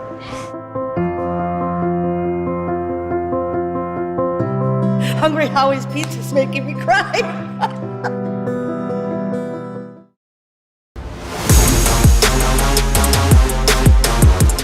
Hey everybody, welcome back inside the State Champs Sports Network studios. Another update in our State Champs Anvil Award race. Bam! Presented by Hungry Howie's. Hey, beginning October 1st, and we're starting the awareness campaign right now. It is Love, Hope, and Pizza. Every pizza you buy during the month of October, they will make a donation to breast cancer awareness. It's a tremendous program, and we're so proud to support it here. We're so proud of the support we get from Hungry Howie's. All right, let's get into this week's Anvil Award race, and we are making a shakeup, people. We are making a change, and I want to give a shout out to Nakai Wynn from Muskegon. He's going to fall out of the competition right now, but that's all right. He can play his way back in. Muskegon can get themselves back to where we want to see Muskegon be at, because we had to get this guy in. We had to make room for Mr. Justin Bell. Justin Bell is a senior offensive tackle for Macomb, Dakota. 6'8", ranges between 288 and 295 pounds, committed to Michigan State. He has helped lead an offensive line that has blocked extremely well this year. As a team, they've rushed for 873 yards in 4 games, thrown for 590 yards, almost 1,500 yards of total offense. That's because the guys up front are getting it done. That is the most in the MAC Red. Bell hasn't given up a sack this year. Again, my name is Lauren Plant, and this is Ron Talley. As we get into it, I want to give you the Hall of Fame coach Tim Beckler's comments on this particular young man. Very technically sound, run and pass blocker, has great pass blocking footwork. Very impressive. Not a mauler like some of the other offensive tackles we've had in this competition, but this kid going to Michigan State looks like he is a perfect fit. Absolutely. When you see a guy that's 6'8", 290, 295, all right, with no stomach, all right, and you see him running and getting to the second level, that tells you that, hey, this big man can run. That tells you that this big man is a really good athlete, and he has very strong hands, very great hand positioning, and his body is not filled out yet. So this is a guy with extreme upside that you can see when he puts his hands on people, they can feel it. But you can foresee that his future in the weight room and at study hall and eating table, all right, this guy is gonna put on so much muscle mass, and he's the kind of guy, beats you up on the double team, climbs up to the backer, the safeties, all of those guys, very, very strong hands, you know, can really climb up there, and it's almost as if, you know, he plays another sport. Very coordinated, just a monster in the making. Very, very tough to beat this kid getting off the ball. Technically very precise, doesn't waste a lot of energy, just moves mountains. Yes. Let me tell you this, it's in his blood. Justin's dad, Chris Bell,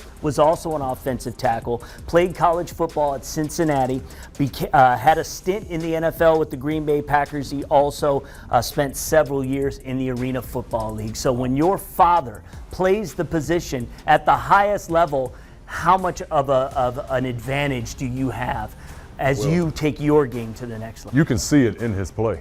You can see great hand placement. If somebody knocks his hands down, he's quick, boom, he stabs. He has jumper cables for hands. He also uses his wingspan a lot, but what you see is a very technically sound guy, great feet. All right, that's what really allows him to get off into these double teams, cutting guys off, climbing up the field. I mean, I saw this guy run 2 guys out of the back of the end zone, just based off of great feet, great hands, and he locks on to you.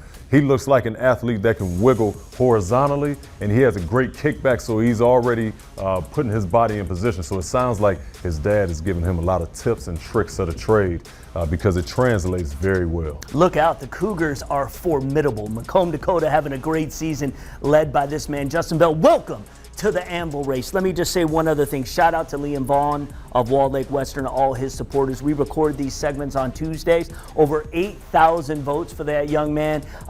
You guys are just killing it. Now, also want to give a shout out to Cam Clark from Dexter, has over 1,000. We like that. Avery Gatch has his vote count over 500 now, so that's your 1, 2, 3. Keep them coming. You know what to do. Go to statechampsnetwork.com.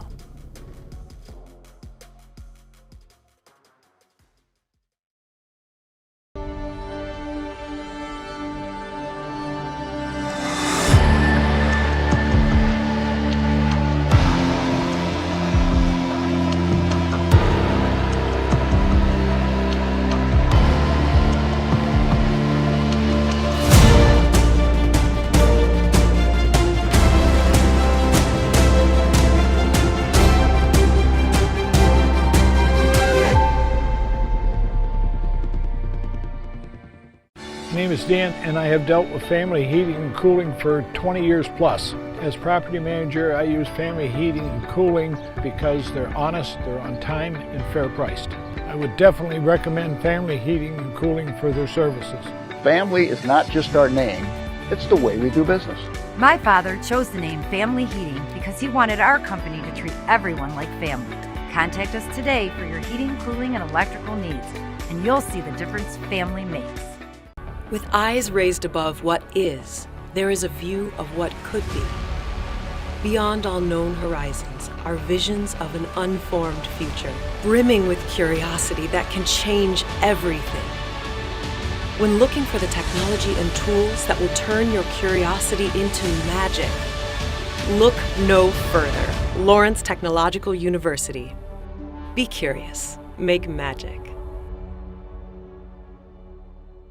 I know from experience, a football team is like a family.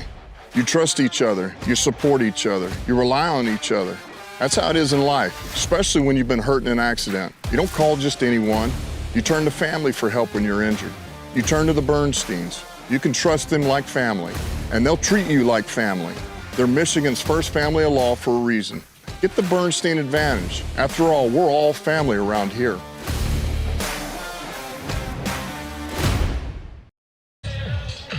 Welcome back here to Groves High School. I am with some royalty here tonight. Ava and Lamont were just crowned homecoming royalty. Ava, I want to start with you. Just how excited are you right now to be homecoming queen? I'm so excited. It means a lot to me that my peers and my Groves community voted me.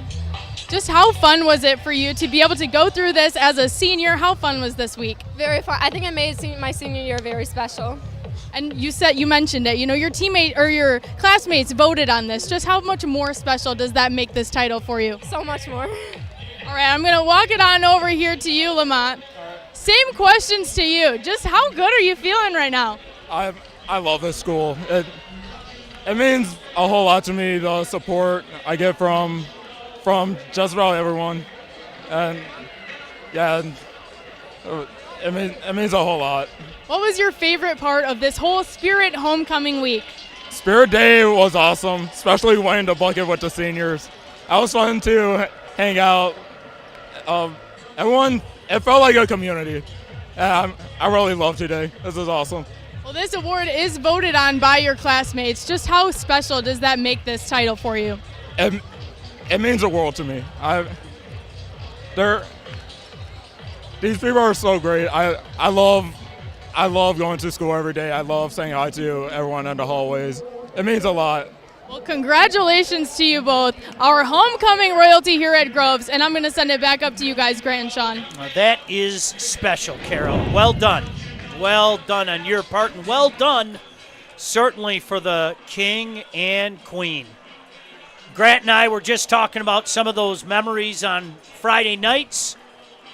Of course, for me back in the 1840s, for Grant not too long ago, but Grant, a little different perspective. You were, of course, a member of the Brother Rice team, and a lot of times you were telling me you're kind of sitting on the sidelines sometime, and maybe you look up in the crowd and you see all your buddies making plans and everything, and you're going, please wait for me. The game's going to be over in a few, huh? That had to be one, I guess, tough spot, if you will, when you were playing. Yeah, that was the tough spot. The other side, you flip that coin, was that the reason they're leaving is we're up 30-35, nothing at half. So that plays into the factor as well. So appreciate them coming, but you hate to see them leave. That is great. There's a great player. Boy, his future is bright. Dakota Garant looking to get the ball in that young man's hands in any way possible. Kid cam right in his grill. He can't even see the kid cam. He's dialed in, ready to do something to get Pioneer back in this game as they trail by a score of 14-0. Well, nights like this is what it's all about. Just a wonderful experience high school is. And I think these kids, if they don't know it now, they're going to know it shortly after they leave. Make no mistake about that. Second half about to commence. Squib kick. Jones takes it at the 25. Big hole out past the 30. He's finally wrestled down at about the 35-yard line. So let's see what this Pioneer offense can do. And, boy, look at Jones, a little slow off the field, kind of hopping, grabbing the lower back. Let's hope that young man's okay. He's been a force. We've called his name a few times tonight, Grant. Yeah, let's hope he's okay. He's a big, strong junior cornerback that's been getting in the run game. Not much passing from Groves tonight. They're run eccentric, and he's been doing a good job filling gaps on the edge at cornerback. So hopefully he comes back at full strength here. All right, let's see what they dial up here. Donovan Phillips, shotgun formation, trip receivers near side. Claps his hands, going to keep it on the ground. Some space up the middle. That space closed quick, fast, in a hurry. Initial contact down there by Taylor, and then a bevy of Falcons came in and held it to only a gain of 1. Speaking of Taylor, been waiting to say his name. He plays that defensive end, stand-up outside backer position. Only 6'1", 183 pounds, a junior, but, man, does he play fast. Coach Flaherty said he's got one speed, and we got to slow him down sometimes because he's going so fast. 2nd and 9 here for the Pioneers. Trip receivers near side. Going to hand it off again. Nothing doing. Just nothing doing out there. Grant Perry is now all of a sudden you can see this Groves defensive line starting to flex their muscle a little bit.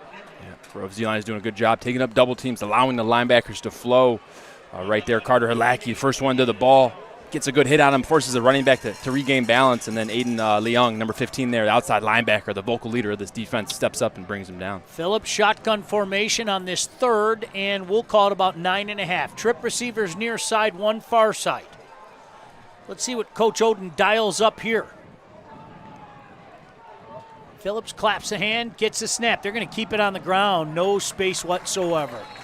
Bounced out of a would-be tackle at the line of scrimmage, fell forward to the 34, but well short of the first down, setting up a 4th and 6. I love the illuminated down signs on the far side of the field, by the way. Yeah, that's fantastic. Back in our day, they had just a little pull-down lever, that thing changes, but now they got it electronically. But really good stop there by Groves. And, if you're Harper Woods, you wonder, maybe mixing a pass on that drive, try to get a receiver screen. Let's get Dakota Garant moving in open space. Right there, they go 3 straight handoffs, and Groves is ready for it.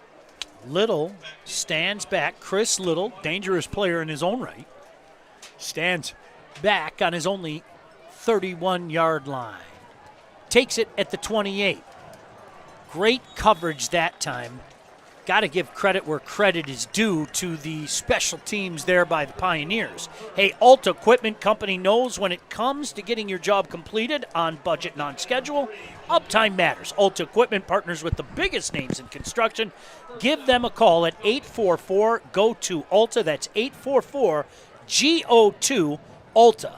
Can't thank our friends at Ulta enough for everything they do for us. So here comes that offense again, once again led on the field by the quarterback, number 12, Ryan Counts. He is a senior.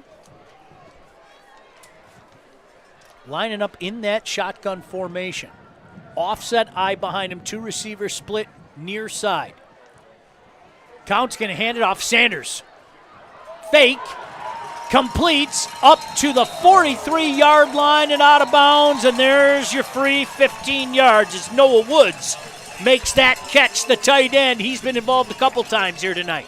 And I got a feeling, I related Groves to a boulder rolling down a mountain. You let them get some steam, you let them get some momentum, it's going to be hard to stop them. Right now, you can kind of feel that momentum switching, that penalty, that personal foul.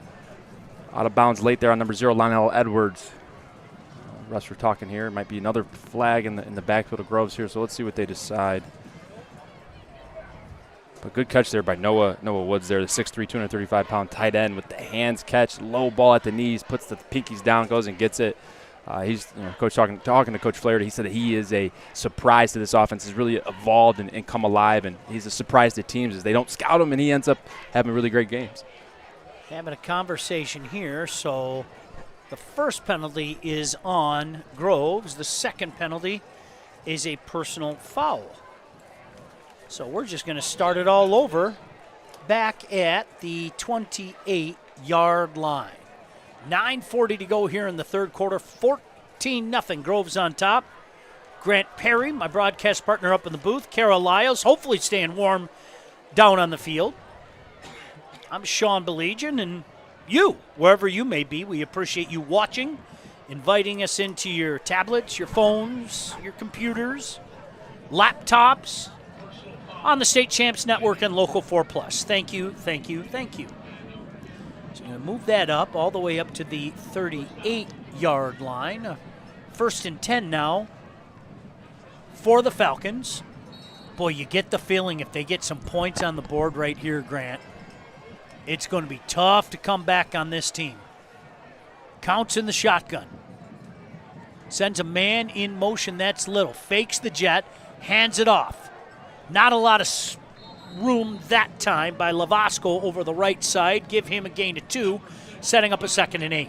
Really good job. Good to see Jawan Jones back in the game, number 5, that cornerback that went down on that kick return. He steps back in. He's covering Chris Little. Chris Little goes in motion, vacates that side of the field. He steps down, protects that C-gap, sees the counter action coming back, steps up, makes a good tackle there. Noah Sanders checks back in. Hardy and Little are going to line up wide receiver near side of the field. Wildcat here. Noah at quarterback. Barks out the signals on this 2nd and 8. Wildcat all the way. Sanders with the keep. Gets a nice surge. Breaks out. 40, 35, 30.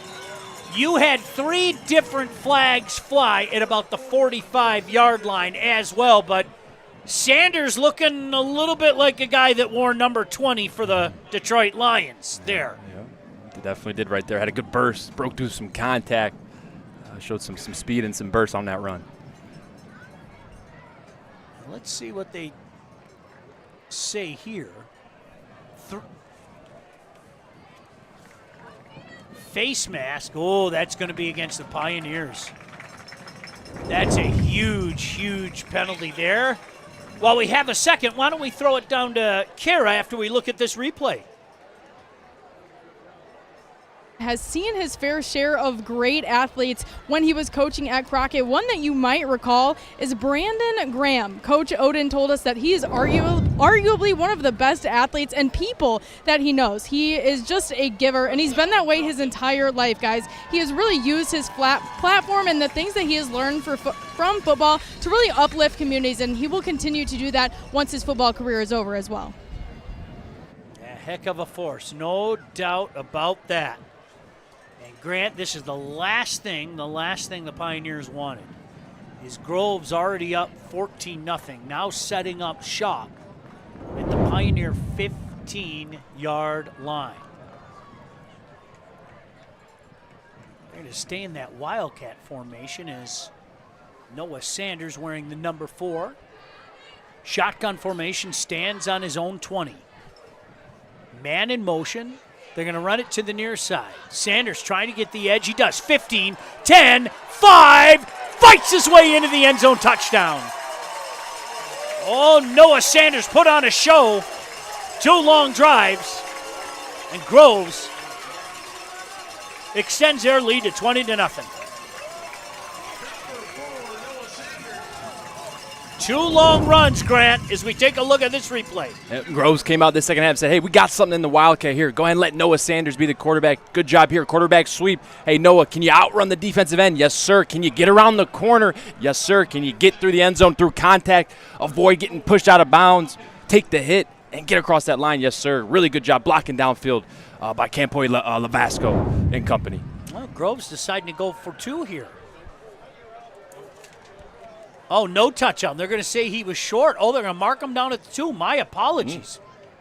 Boy, I thought for sure he was in. So they try it here to Sanders, and he's not going to get in here either. Push back. Push back. Boy, they said he was down at the 2, Grant. I did not see that. Did you? No, I missed it. It looked like he cleared the sideline, bounced off his own defender who was closer to the sideline. Definitely thought that one was a touchdown. I am not going to argue with the officials. They have a better look at it than we do. You can see Counts coming over. Counts coming over kind of hobbling a little bit. Boy, he's hobbling a lot of bit, if we're being honest, right? Yeah, maybe that's why they're running the Wildcat here the second half. To be determined here. He's going to check back in. 2nd and goal from the 2-yard line. Let's see if they try to power this one in. They do indeed, and that surge is going to get them in. Touchdown. No problem that time. And that young man, he was hobbling already, and you can see he's laying about 2 yards deep right now. Take a look at this. Nothing fancy here. That's just power football, Grant Perry. Power football. Come help me out. Push me in the back right there. Gets a great block from number 10, Carter Halacki, pushing him through. Way to fight through that pain there, young fella. Ryan Counts with the touchdown. They're stretching out that leg right now.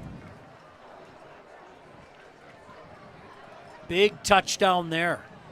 A couple of long runs by Noah Sanders set up a 1st and goal. After Sanders is stopped from the 2, you get the tush push there into the end zone. Hey, let's have a flashback right now. Birmingham Groves is known as a swim power here in the state of Michigan. The boys team is currently the 2-time defending Division II state champions. And we'll see if the Falcons can get a 3-peat once the season begins for them in December. Nice to see Counts walk off the field on his own. Point after here. To go up 21-0. Snap is down, the kick is up, and the kick by Gage Waters is good. So 21-0 now with 7:13 to go here in this 3rd quarter. And the home crowd very, very happy. Hey, just another reminder to catch the Lawrence Tech football team tomorrow afternoon for their homecoming contest against Judson. Tune in at 1 o'clock live on TV 20 Detroit. Should be a fun one at the corner of 10 Mile and the Lodge Freeway. Great facility out there. Big, bright future. No doubt about that. 21-0 here. Groves on top of Harper Woods. Harper Woods looking to get anything going offensively. Grant?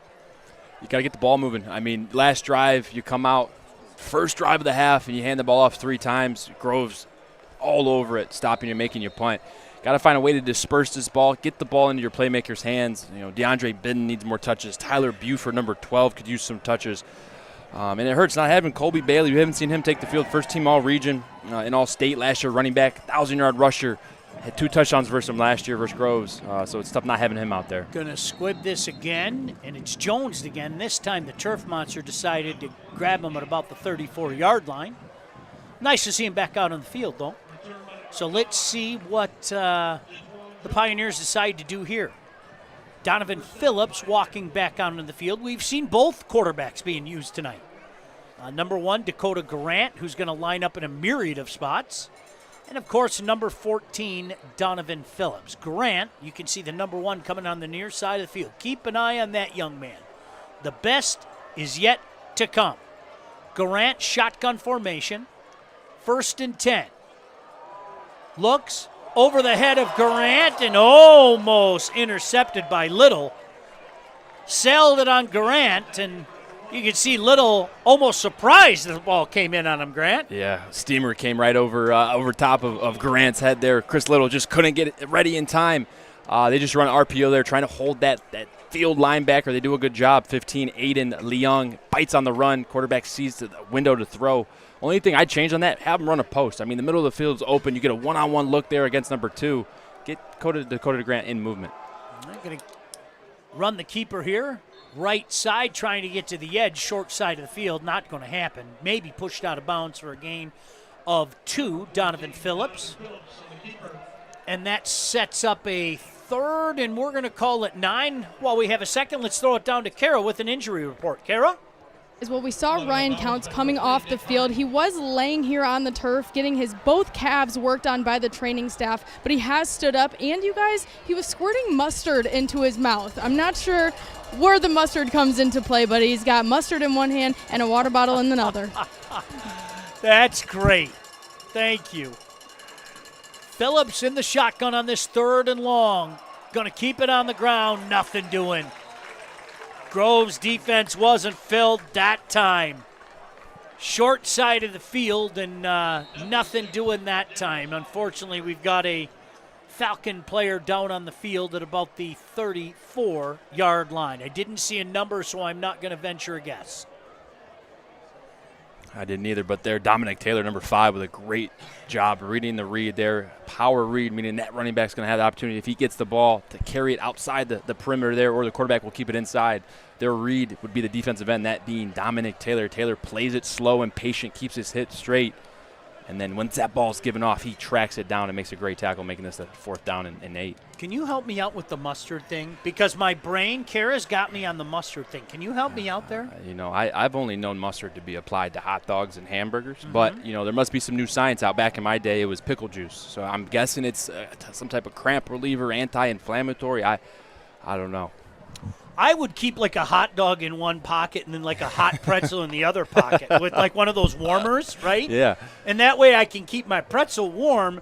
And then that's when, if you want to hand me the mustard bottle, yeah, then I'll use my mustard on it. No, that's a good application of the mustard right there. Isn't that what those little hand warmers are for? I see you receivers, you keep it in there. No, you know what? It's like a keep some hot pretzels in there, right? If you need a little snack mid 2-minute drill, just reach in the hand warmer and grab a little bite of pretzel. All right. Finally getting to his feet, far side of the field.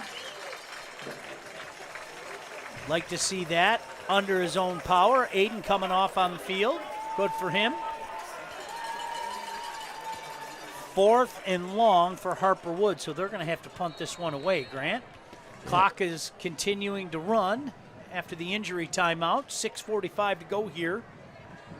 Harper Woods going to kick this one away as they trail 21-0. Little back deep at his own 32. Pressure comes, line drive kick. Little looking to take it on the bounce. He does.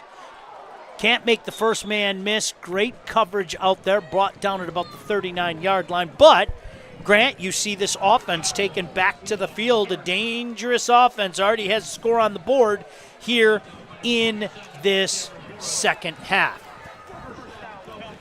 14-0 at the half. And then a long drive by Groves, their first possession of this 3rd quarter, culminating in a touchdown run by their quarterback, Ryan Counts. And they're up 21-0. And this is where you see great teams start to close games. Groves has a great running attack. Wouldn't expect anything more than them to just start turning it on here. Good teams get better as the games go on.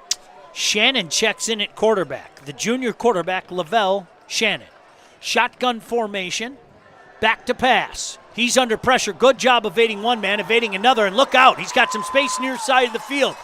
Little shimmy there. I'll tell you what, he only gained 5, Grant, but give him credit. That could have been a loss of 5 to 10. Easy. Yeah, you come in for your first rep of the day, and coach says, hey, we'll give you a pass. Why not? He drops back, sees the pressure coming, steps up. Really good pocket presence there by Lavelle, understanding where the guys are at, where to run to. Does a good job of picking up a hard 5 yards.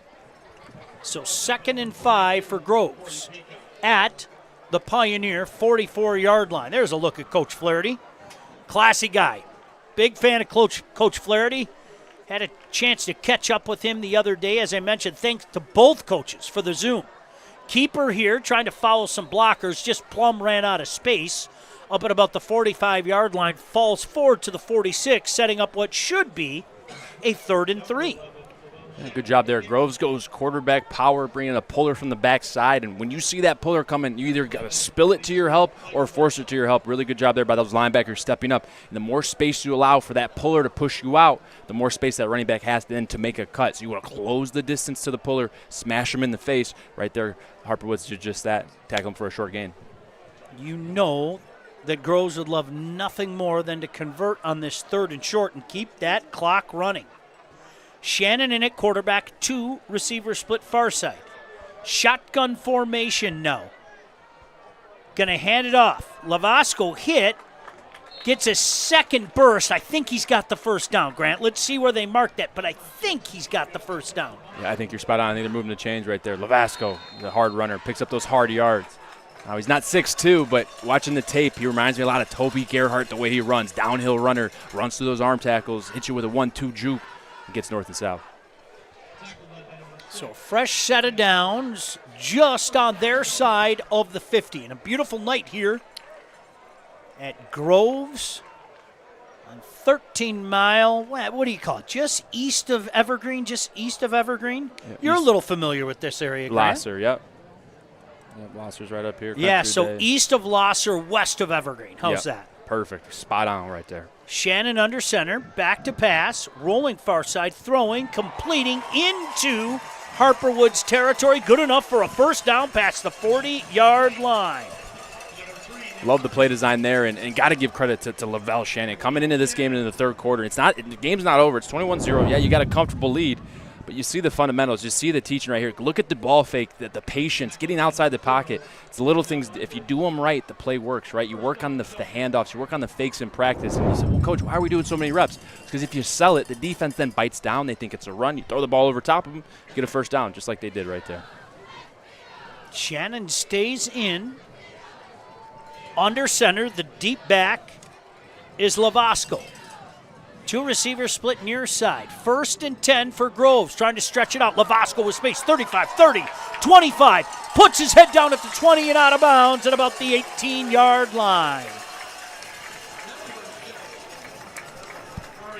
Nothing fancy there. Just some power football, Grant Perry. Just straight old power football right there. And really good job of getting to the point of attack. It's a wide zone. You see the track of the running back aiming outside the tackle there. Really good job of number 40 getting a good block at the point of attack, allowing Lavasco to break off that, get outside, and pick up some hard yards. Clock stops with 3:55 to go, but a first down. They're going to mark them back at the 20-yard line, and I think timeout here for Harper Woods as well. So Groves threatening to blow this one open with a 21-0 lead. And now Grant Perry with a 1st and 10 on the Harper Woods 20-yard line. Hey, let's go back to some of the success of the Groves football program. Some standard definition footage here, 2004. The Falcons had a big win over Farmington Hills Harrison in Week 2, and they made it to the Division II regional final that season. Grant, I believe you were, 8 years old back then? Just about, yeah. My, how time flies. You were 8, and I turned 78 that year. It was a good year. Sean, you're too hard on yourself, pal. Thank you. Now, a heck of a lot of fun being out here on campus on Friday nights. Unfortunately, I won't be with you next week, but always a game on Friday nights here with state champs and Local 4+. I'll be back the next week. All right, let's see what they decide to do here. Shannon stays in at quarterback. Lavelle Shannon, the junior quarterback, wearing number 11. Got those magic yellow sneakers on. Offset eye behind him, 2 receiver split far side. 1st and 10 for the Falcons. Going to hand it off. Sanders nearly broke out of that tackle. Gave a free piggyback ride up to about the 17-yard line for 4, setting up a 2nd and 6.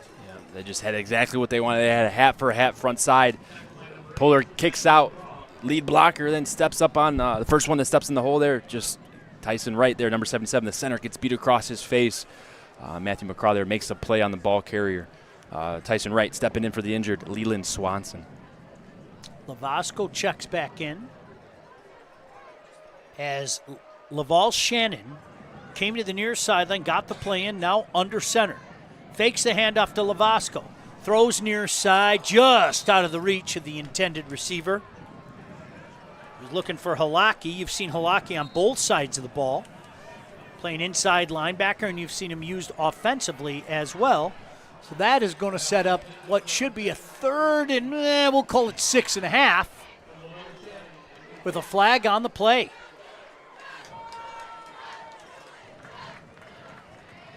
Grant, what'd you see out there? I think they're going to get Harper Woods and exactly see what the penalty was.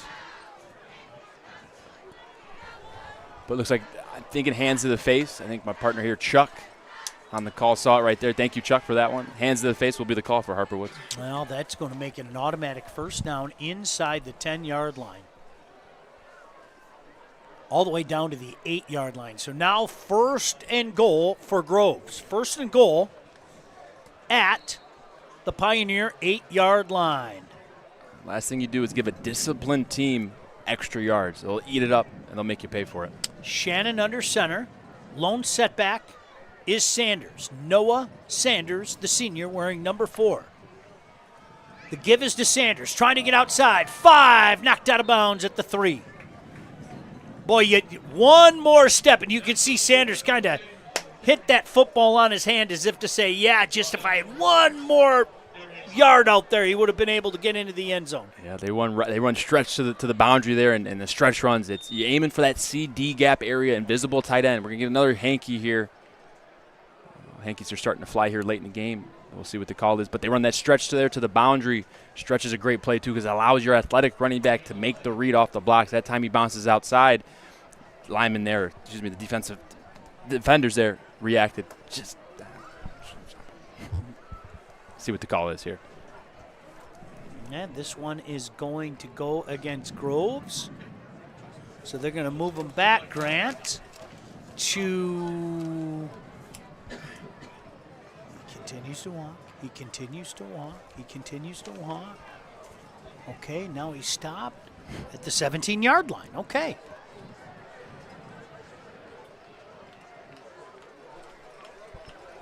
You can see Shannon coming to the near sideline, getting the play in. As Groves up 21-0, looking to extend this one. Beautiful night out here on 13 Mile Road. 2 receivers split near side, 1 on the far side. Shannon in the shotgun. Back to pass, Lavasco, the only running back, goes far side of the field. Did he bring it? No! Flag flies on the play. He almost caught that ball sitting on his behind, Grant. Yeah, almost came down with that. Nick Hardy, the tall receiver, 6'2", 185-pound receiver. You got to like Lavelle there, seeing the one-on-one matchup, giving your tall receiver an opportunity, puts it in a place only your receiver can get it. Check it out here. Lavelle dropping back, eyes on receiver there, ready to throw it. Sees his receiver getting fought. Wow. And you're going to get that call there. That's on Darius Holland. Hardy nearly caught that sitting on his behind. Yep. That would have been a heck of a catch. My good. Oh, they're going to say pass interference on Hardy? Oh, they're gonna pull it back there. All right. Picked it up, huh? Yeah. Okay, picked up the flag. All right. So 3rd and goal now. Let's see what they decide to do here. Lavelle Shannon brings in the play in relief of the senior quarterback Ryan Counts. Shannon, the junior, has looked good here tonight. Trip receivers near side, one far side. I think we're going to get a timeout. We are indeed. We're going to get a timeout with 3:01 to go here in this third quarter. Hey, Family Heating, Cooling, and Electrical. Family, not just the name of our company, but the way they do business. I can vouch for that. They've been over our house, serviced my family many, many times. We appreciate them because, Grant, we're in that magical portion of the calendar in Michigan where 1 week you have the air conditioner going full blast, and this week you've had the heat pop on. So it's an interesting time, and Family's going to take care of you. Well, I love when the temperature drops down in the evening. Maybe leave that window open just a skosh. Let that cool air come in. I know a guy that'll be snoring within 5 seconds without mentioning any names. So here we go. 3rd and goal. Back at the 17-yard line. Trip receivers near side, one on the far side. Shannon in the shotgun. Awaits his snap from his own 22. Back to pass. Going up top. One-on-one coverage. Hardy! Incomplete. Good coverage out there. They like that matchup out there. They almost had it the play previous, but that time defended very nicely. Yep, they go back at it. They try the 6'2 receiver there, Nick Hardy, going against Darius Holly, the 5'9", 160-pound corner. Threw him a jump ball there. A little too much air. Allowed Darius Holly to play through it. In that situation, when you see that defender get on the back hip of the receiver, as a quarterback, you want to put that thing on the front side, on the back side of him, make it a nice back shoulder throw where only he can grab it. Well, 21-0 game. Instead of taking the 3 here, I think Coach Flaherty's going for this, no doubt about it. Shannon brings the play in. 2 receivers split far side, 1 near side. Hardy, let's see if they go for that one-on-one movement, and that's going to be against Groves. Now Shannon's going to run to the near sideline again. See what you dial up. As this is going to be moved back, and it's going to be a long 4th and goal from the 22-yard line.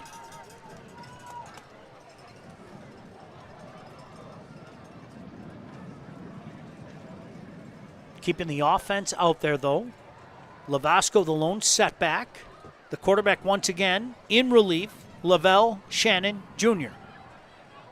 4th and goal from the 22. Groves up 21-0. Shannon gets a snap. Looking, firing near side. He's got Hardy out there. Incomplete. Oh, a late flag. And when I say late, I mean late. No disrespect, okay? That was a late flag. Yes, it was, pal. And goodness, this last 2 minutes have felt like a whole quarter. I won't lie to you. Groves is finding a way just to hold the ball but not score here.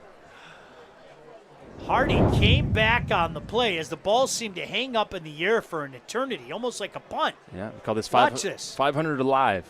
Yeah. Catch it in the air. He did get some contact to the head, but that flag came out late. It did. I'm with you there on that one, pal. There's late, and then there's very late. But he got it right. The most important thing, get it right. There was certainly contact to the head. So 1st and goal now at the 10. Shannon, keeper, hit in the backfield, brought down. That's going to be a loss back to the 13-yard line. That was not an automatic first down. That was a 3rd and goal from the 13, and I think being the key and operative word after this strange scenario, I think that's a turnover on downs as they decided to go for it. Yeah, you know what? I was looking at the Grant, I was looking at the scoreboard, and that was the biggest mistake. They had 3rd down on there. that was 4th down. So that's a turnover.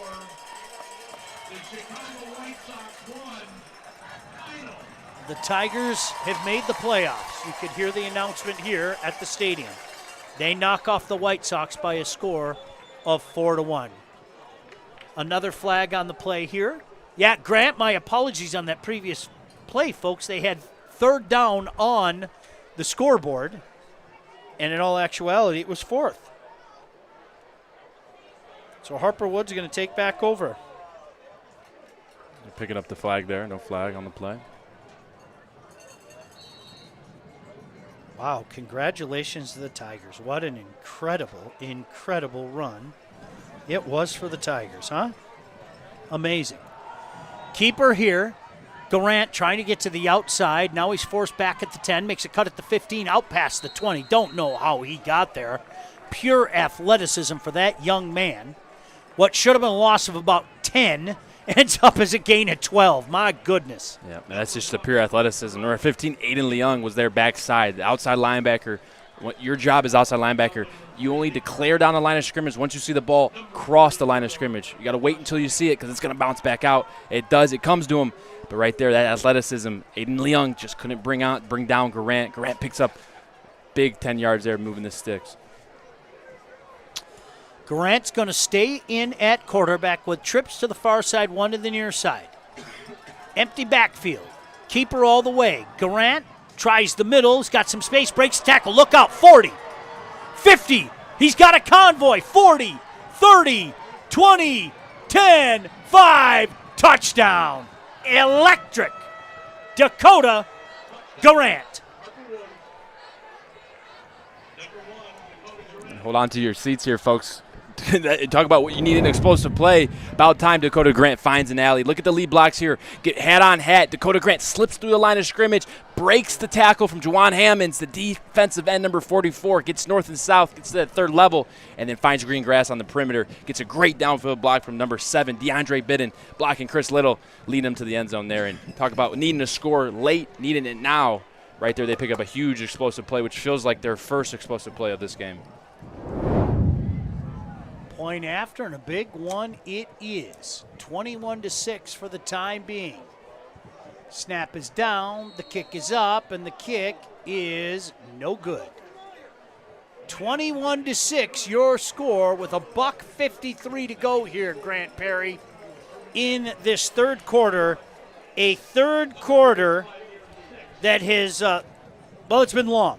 Hey, let's flash back to last year when Harper Woods was in the Division IV state final against the powerhouse from the west side of the state in Grand Rapids South. Pioneer was up 27-7 at one point in the second half.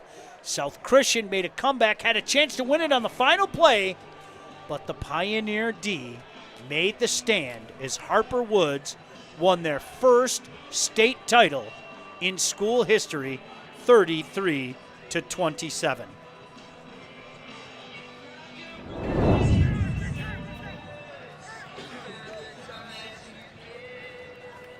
In the meantime here, the home team, Groves, on top by a score of 21-6, getting the ball back.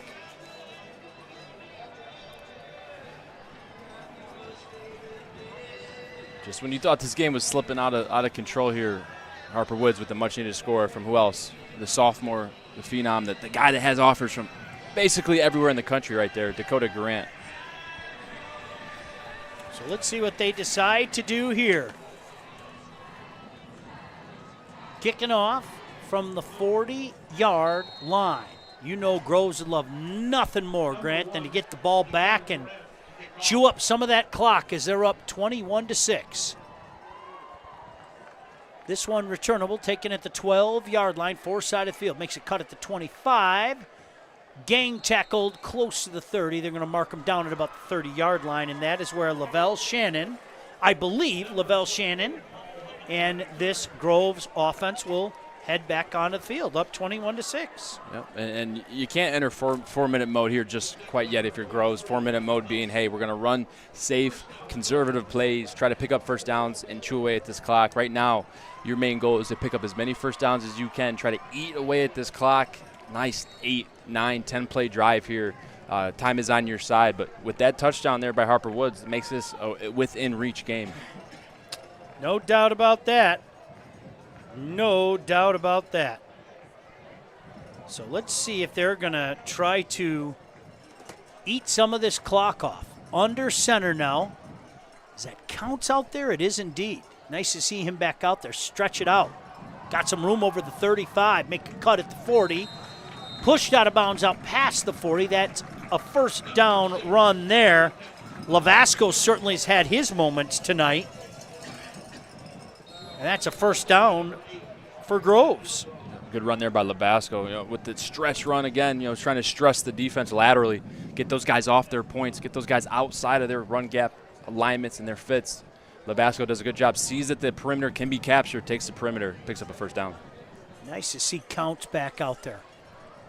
He's under center, offset eye behind him, 2 receivers split near side. 21-6 Groves on top, but they got a fresh set of downs at their own 41-yard line. The give is to Lavasco, tries the left side of the line. Not as much space out there, maybe a gain of 1, setting up a 2nd and 9.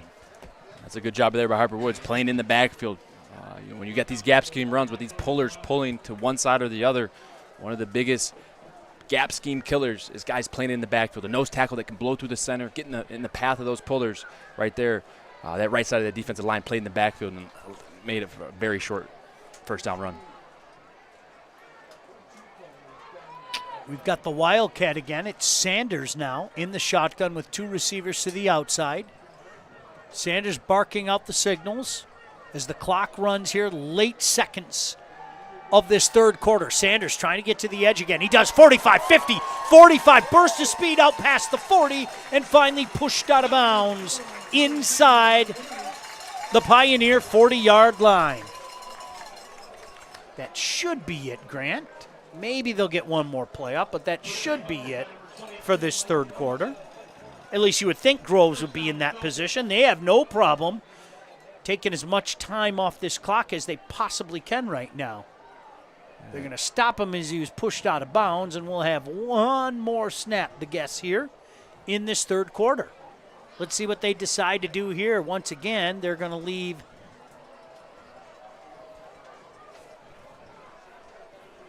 Sanders in that Wildcat formation with Lavasco on his right hip. Direct snap to Sanders. Sanders tries the right side of the line, squirts out again inside the 30, close to another first down. He's going to be about a yard short, but some big plays by Noah Sanders in the fourth quarter have really catapulted this Groves team to this 21-6 lead that they hold after 3 quarters of play. End of the third quarter, Groves, the home team, on top by a score of 21-6. Don't go anywhere. Fourth quarter action next. All across the State Champs Network and Local 4+. It's missing a piece. Is that missing a piece? Is somebody eating that spectrum? You can make me another pizza? Why is always having slices?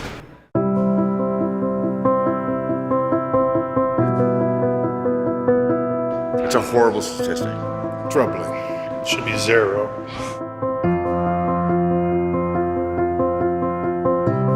Hungry Howie's Pizza's making me cry. At Alto Equipment, we know when it comes to getting your job completed on budget and on schedule, uptime matters. Alto Equipment has partnered with the biggest names in construction, including Volvo, Lieboy, Sonnenbogen, Avant, ASV, and more to provide the state of Michigan with industry-leading service and support. Alto Equipment services all makes and models, and their technicians are available 24 hours a day, 7 days a week. Do you have a big project? Alta Rents has you covered with the most diverse rental fleet in Michigan. Give them a call at 844-GO-TO-ALTA today.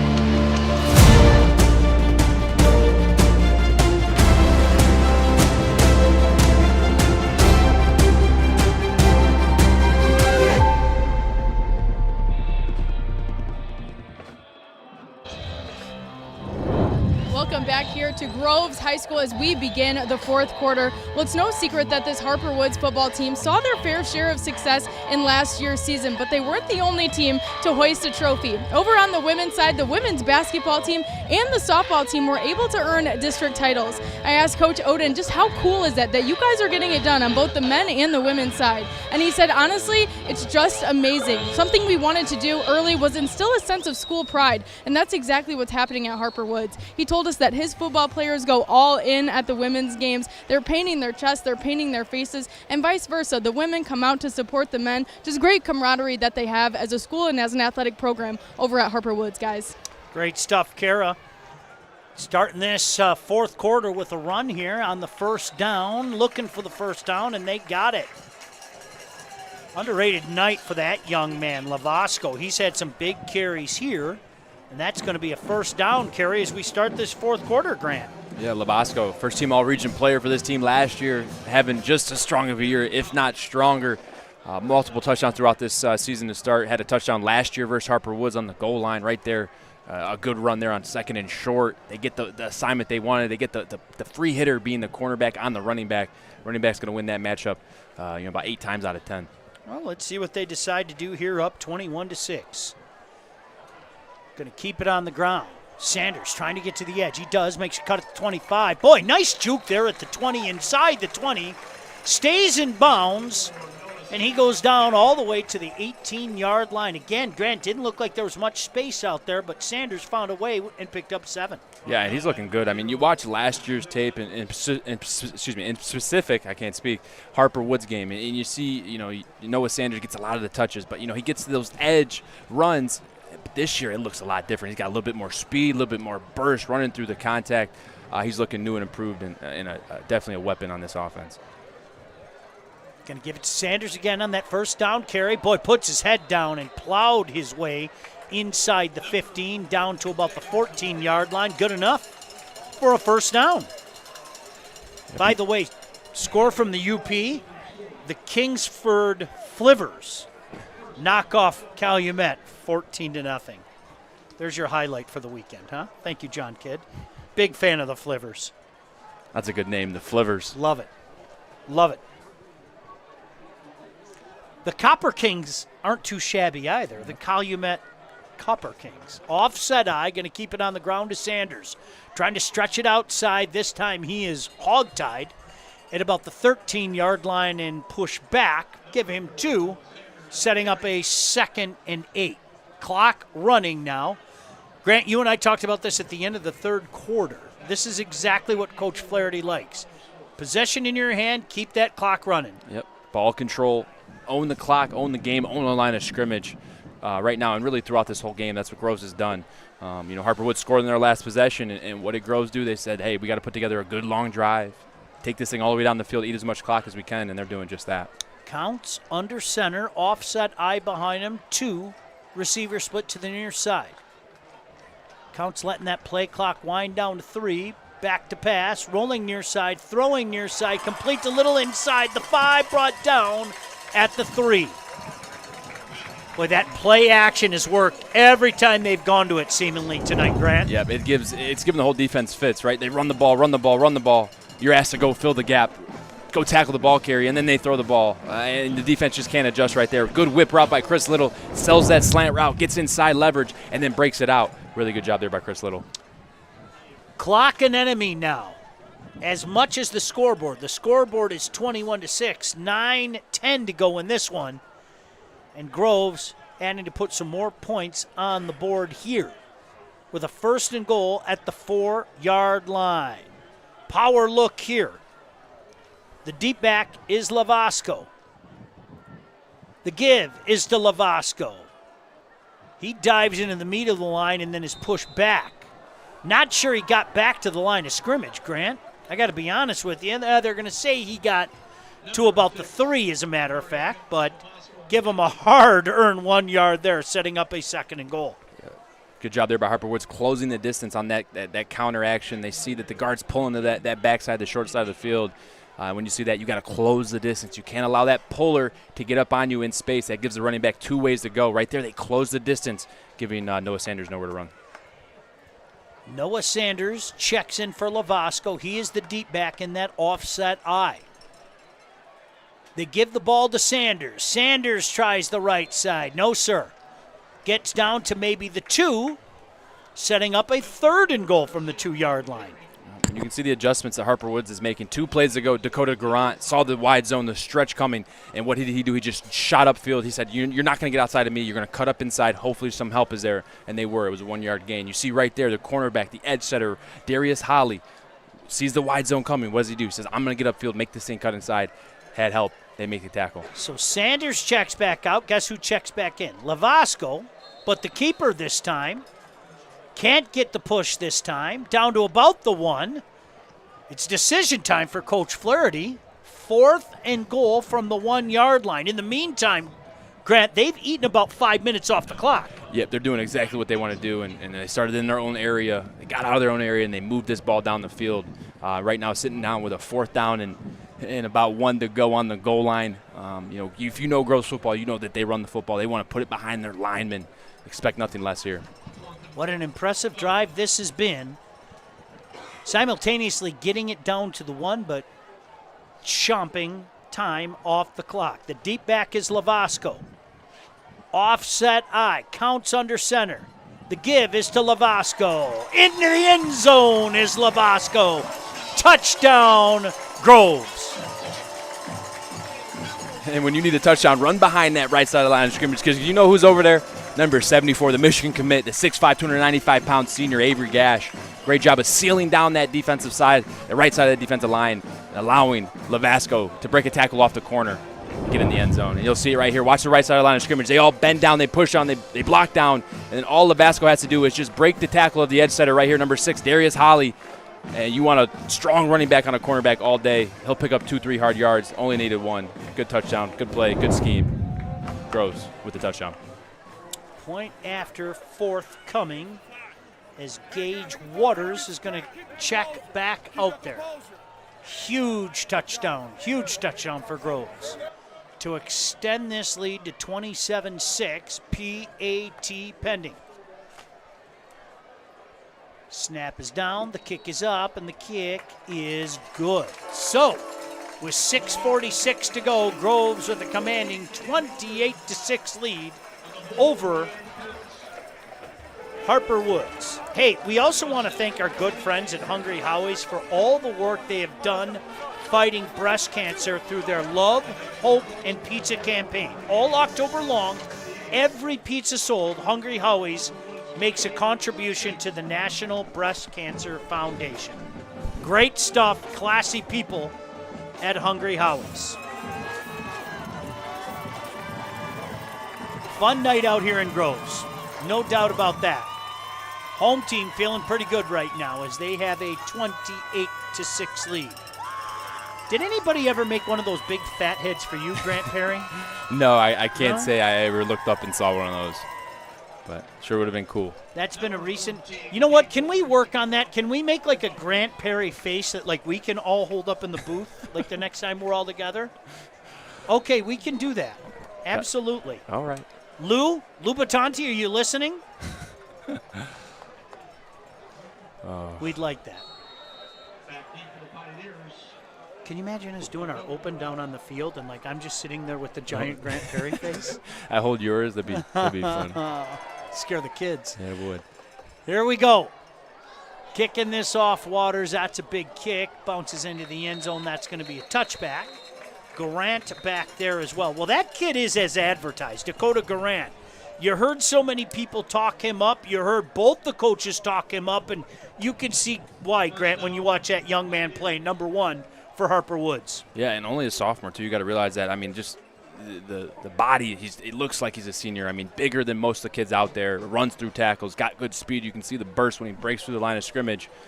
As he takes his gloves off, it looks like he's probably going to be stepping in at quarterback. But, just the only limitation is not being able to get him the ball on the perimeter. And that's where I think Harper Woods this year versus last year has kind of fallen off. Last year, I mean, they had Nate Rochlow, who's still on the roster, just injured. But he was slinging that thing around, and they were moving that ball. Washington, the lone setback, 4 receiver set, 2 split each side. Back to pass is the quarterback Garant. His pass short arms it. near side incomplete, setting up a 2nd and 10. I like the read there. Darius Holly on the route, quick 5-yard speed, cut, breaking out. Quarterback there, Dakota Grant, just leaves it inside, and thankfully that wasn't a tight coverage because on those out routes from the hash to the numbers, last place you want to leave that out route is inside. Grant now asking Washington to move from the left to the right side. Shotgun formation, back to pass. Throws far side of the field, incomplete. Tried that out route, and the ball just went out. Setting up a 3rd and long now for Harper Woods. And they're getting cover 3 here, so they're just trying to hit the flats. In cover 3, you get 3 high defenders, and that inside defender, that's the slot defender, he has to relate to the flat late, and you get a good look at the flats in the passing game versus a 3 high look.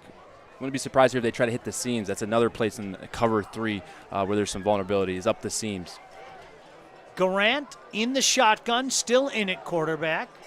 He's going to line up with trip receivers on the near side, 1 on the far side. Looking over that defense, 3rd and long from his own 20-yard line. Groves brings the pressure up the middle. Grant tries to set up the screen. Nice play call. 1st down and more. 40, 50, 45. Finally brought down at the Groves 43-yard line. That's a good open field tackle right there by the free safety, number 2, Teddy Abbott. He's the last line of defense. I mean, he is the free safety, the center fielder, if you will. And they load every receiver to the right. Can't see him here. And they're going to send Darius Holly to the left here. Just slip out, little slip screen. Let that D-line come in. Throw that ball over their head. Allow Darius Holly to get some open space, and he does that. And the number 2, Teddy Abbott, with a great angle, great tackle in open space. And Teddy Abbott, I mean, 2 interceptions today, open field tackling. He's a key piece to this defense. Grant stays in at quarterback. Trip receivers near side, 1 far side. Movement, no flag. Grant back to pass, looking over the middle. Ball nearly intercepted off the deflection. Through the hands of the intended receiver and almost picked off, Grant. Yeah, that was a close one right there. Jalen Brooks does a good job of fighting through the hands. The receiver looks like he's going to come down with it. Good ball, puts it right in the window versus that cover 3 look. And then Jalen Brooks does a good job of fighting through with hands and shoulder, not allowing that cornerback, or excuse me, that receiver, DeAndre Bitten, to come up with it. And, of course, Teddy Abbott, about an inch away from picking that thing off the turf. He finds the ball, and he plays near it. 6:08 to go here, 28-6. Groves on top, but Harper Woods trying to change that. 2nd and 10 from the Groves 43. Trip receivers on the near side, 1 on the far side. Shotgun formation. They bring the blitz again. Grant goes outside, out past the 40. Very close to the 35 before he's pushed out of bounds. Blitz comes up the middle, so of course he takes off to the left side and finds some space out there, Grant. Yeah, found some space. They go boundary run, short side of the field run. They get blitzed, like you said there, Sean, from the A-gap, which allows them to get to the perimeter. Good job by Dakota Grant. You can see when he turns the corner, man, he turns it with some speed. And, I'd like to see him eventually here break one off, get in that end zone. This is going to be 3rd, and we'll call it 3.5. 3rd and 3.5 from the Groves 36-yard line. Trip receivers near side, 1 far side. Grant has Hawley as the lone setback. I bet this is a keeper. Grant claps his hands, now looks to the far sideline. I think we're going to get a timeout here. Oh, no, they're going to be delay a game. My goodness. We've seen it a few times here tonight, haven't we? Yes, we have. Hey, the Construction Association of Michigan provides a vast array of resources, services, information, and training to our diverse membership in Michigan's construction industry. Go to buildwithcam.com for more info. All right, so 3rd and short now becomes 3rd and 8.5. Trip receivers near side, 1 far side. Once again, Groves shows blitz. They bring it from the outside. Abbott all over Grant. Still on Grant. Makes a man miss. That's Abbott. Now he runs. Flags fly. My goodness, look at this kid. Ran about 100 yards to pick up just a few, but a flag back in the... That was a hold territory, Grant Perry. Yep, either a hold or a hands to the face by this O-line of Harper Woods. We'll wait for the official signal. How about this Grant, though? My goodness. Boy, is he fun. Still having a conversation, these officials. 5:31 to go in the fourth quarter. Groves with a commanding 28-6 lead here at Wiley E. Groves. Beautiful campus, beautiful facility. My goodness. Great people here as well. Fun night. Face mask on the offense. Boy, you nailed it, pal. It was something. Dominic Taylor, number 5, DN for Groves. He lost his helmet there and right around the area of the flag, so just a good guess on my end. So this is going to be third and a long ways. Third and what?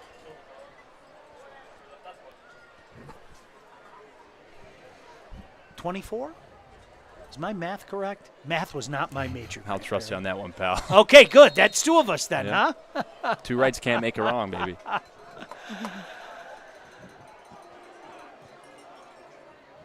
Long way. How's that? Trip receivers near side, 1 on the far side. Dakota Garant still in at quarterback, shotgun formation. They bring the blitz again, does Groves. Going up top, wants it all, got a man out there. There's your flag. You got to at least make an effort to turn around, and you could see Jalen Brooks out there. Grant, you didn't see it. Yeah, Jalen Brooks just preventing that receiver to coming back to the football, and that's going to get called a lot when that receiver can't get back to the football. That's when you see most of those PIs called.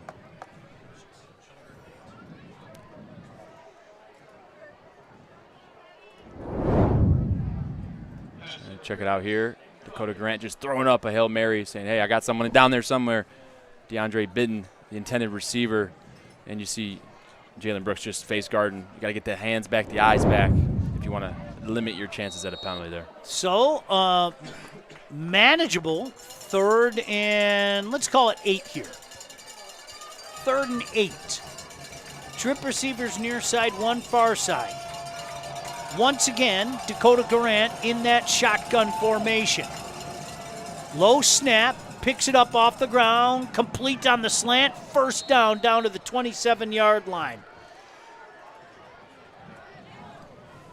And Teddy Abbott, he's not going to let you catch a pass and not feel it, that's for sure. Yeah, Buford took a big shot there. My goodness. Junior receiver, possession receiver, talking with Coach Oden, said he's great over the middle, not afraid, and you can see it here. Does a good job of catching this thing, getting ready to run, trips and falls, and see the vicious contact there by the safety. Teddy Abbott, love the way he plays, love his game, and he's going to get that ball from you, and he's going to make you feel it, too, on those hits. All right, Garant in the shotgun again.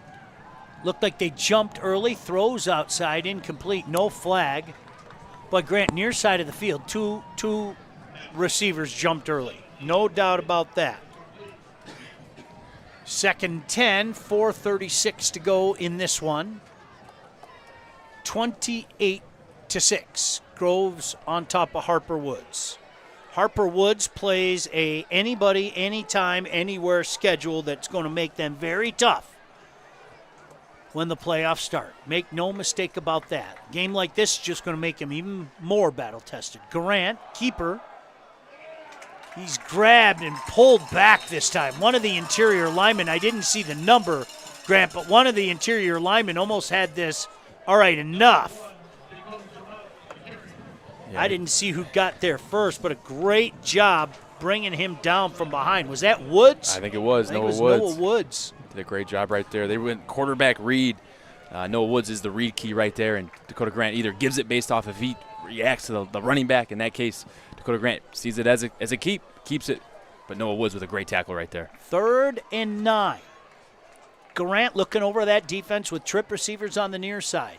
Blitz up the middle again, picked up. Garant looking, firing, completing at the 20. Good enough for a first down inside the 15-yard line. Boy, give them credit. They are not giving up here, as that's a quarterback-to-quarterback pass. A little quarterback-to-quarterback pass. Don't see that too often, but really good job there right there by Harper Woods. And you see Harper Woods' schedule, 2-2 coming in this game. Probably going to leave 2-3. But this is the OA White. I mean, they're going to see some great competition from here on out. I mean, they go to home against Southfield A&T next, Rochester, Pontiac, East English Village. It's a tough season here. Back to pass, Garant looking. Now he's going to run. Makes a juke at the 10, pushed out of bounds inside the 10. Almost to the 9-yard line, so the clock will stop with 3:15 to go as you take a look at Grove's schedule. Yeah, they're coming in 4-0, one of their best starts to start the year here at Harper Woods, probably going to leave 5-0. Then the South Lions, Southfield A&T, Royal Oak, and then their crosstown rivals, Seaholm, to end the season. So 2nd and 6, they're going to mark him down back at the 10-yard line. Garant says, okay, I'll find a way. In that shotgun, this is keeper all the way. Left side of the line, makes a cut at the 5, down at the 2. 1st and goal for Harper Woods. Hey, the Salvation Army has teamed up with the State Champs Sports Network. Help support the Salvation Army by volunteering for the annual Red Kettle campaign. Go to registertoring.com to sign up as an individual or a group. So 1st and goal for the Pioneers at the Falcon 3-yard line. Trip receivers far side, 1 near side. Garant with the keeper. He's bottled up in the backfield, but look at that athleticism and touchdown.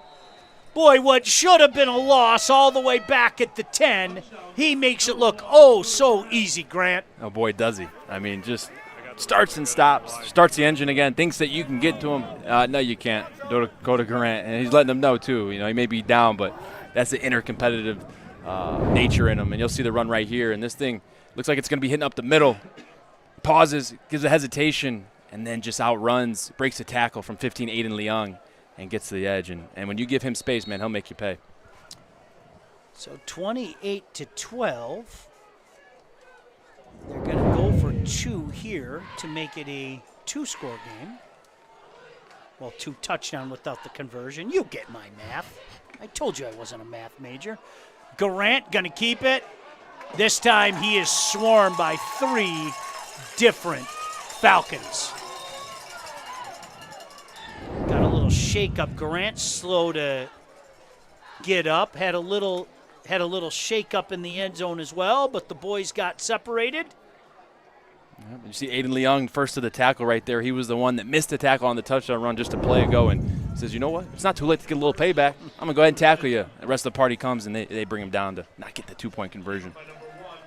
Well, let's see what the call is here. It's the meeting of all the minds there.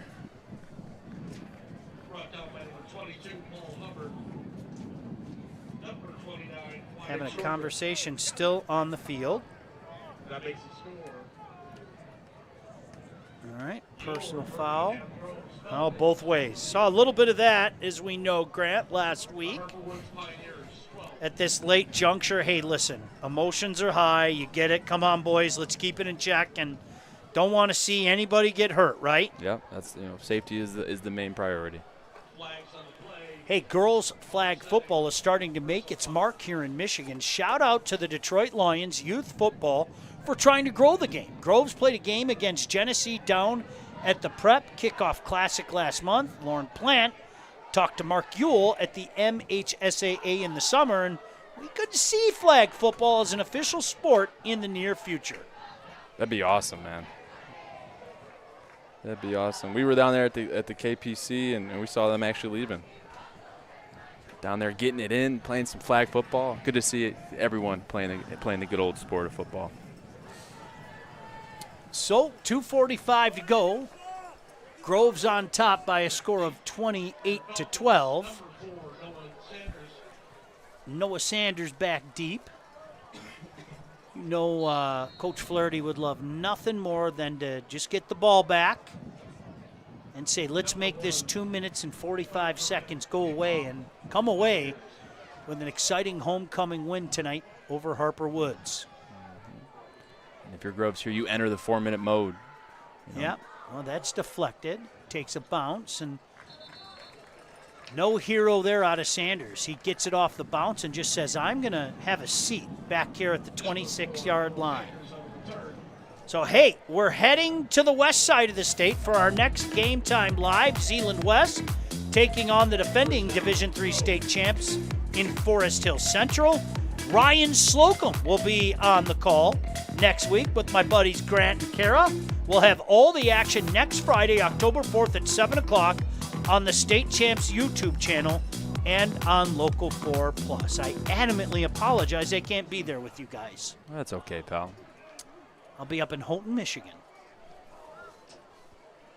You ever been to Houghton? I have not, no. It's a different world. It's a lovely world, but it's a different world. 2 receivers near side. Under center again. I think delay a game. Oh, they took a timeout, so the delay a game couldn't come. With 2:42 to go here in this one. I don't think Coach Flaherty wants to give up the 5 yards there, right? As that play clock was coming down. Timeout on the field. We'll take a timeout. No, it was a timeout. Yes, absolutely. He called the timeout so they didn't get the delay. Smart job. You want to stay ahead of the chains, especially when you enter that 4-minute mode. And from experience as a receiver, when you see that in this day and age in college, you're not going to see as many boards because of the communication system in the helmets. But as a receiver, you'd see the sign holders hold up the 4-minute sign, and that means, hey, no more passing. We're going to run this ball. We want to pick up 2 first downs. And as a receiver, you're like, oh, here we go, time to go. Love to block, but late in the game, you want to get some more catches. You want to get some more yards. And as a receiver, as a skilled player, you hate to see that 4-minute go up because you want to keep the clock going. But you're in a good position because you're going to win the game if you pick up a couple first downs. Yeah, smart move here to use the timeout as opposed to lose the 5 yards. Absolutely. So here we go. 1st and 10 on their own 26-yard line. Going to keep it on the ground. Levasco over the left side of the line up to about the 29-yard line. Levasco with another 3 yards. Harper Woods not electing to use their timeout. I believe they have 2 left, if I'm not mistaken. They're going to let the clock run as this is a 16-point game. They're going to utilize every second on that play clock. The play clock down to 15, the game clock down to 2:08.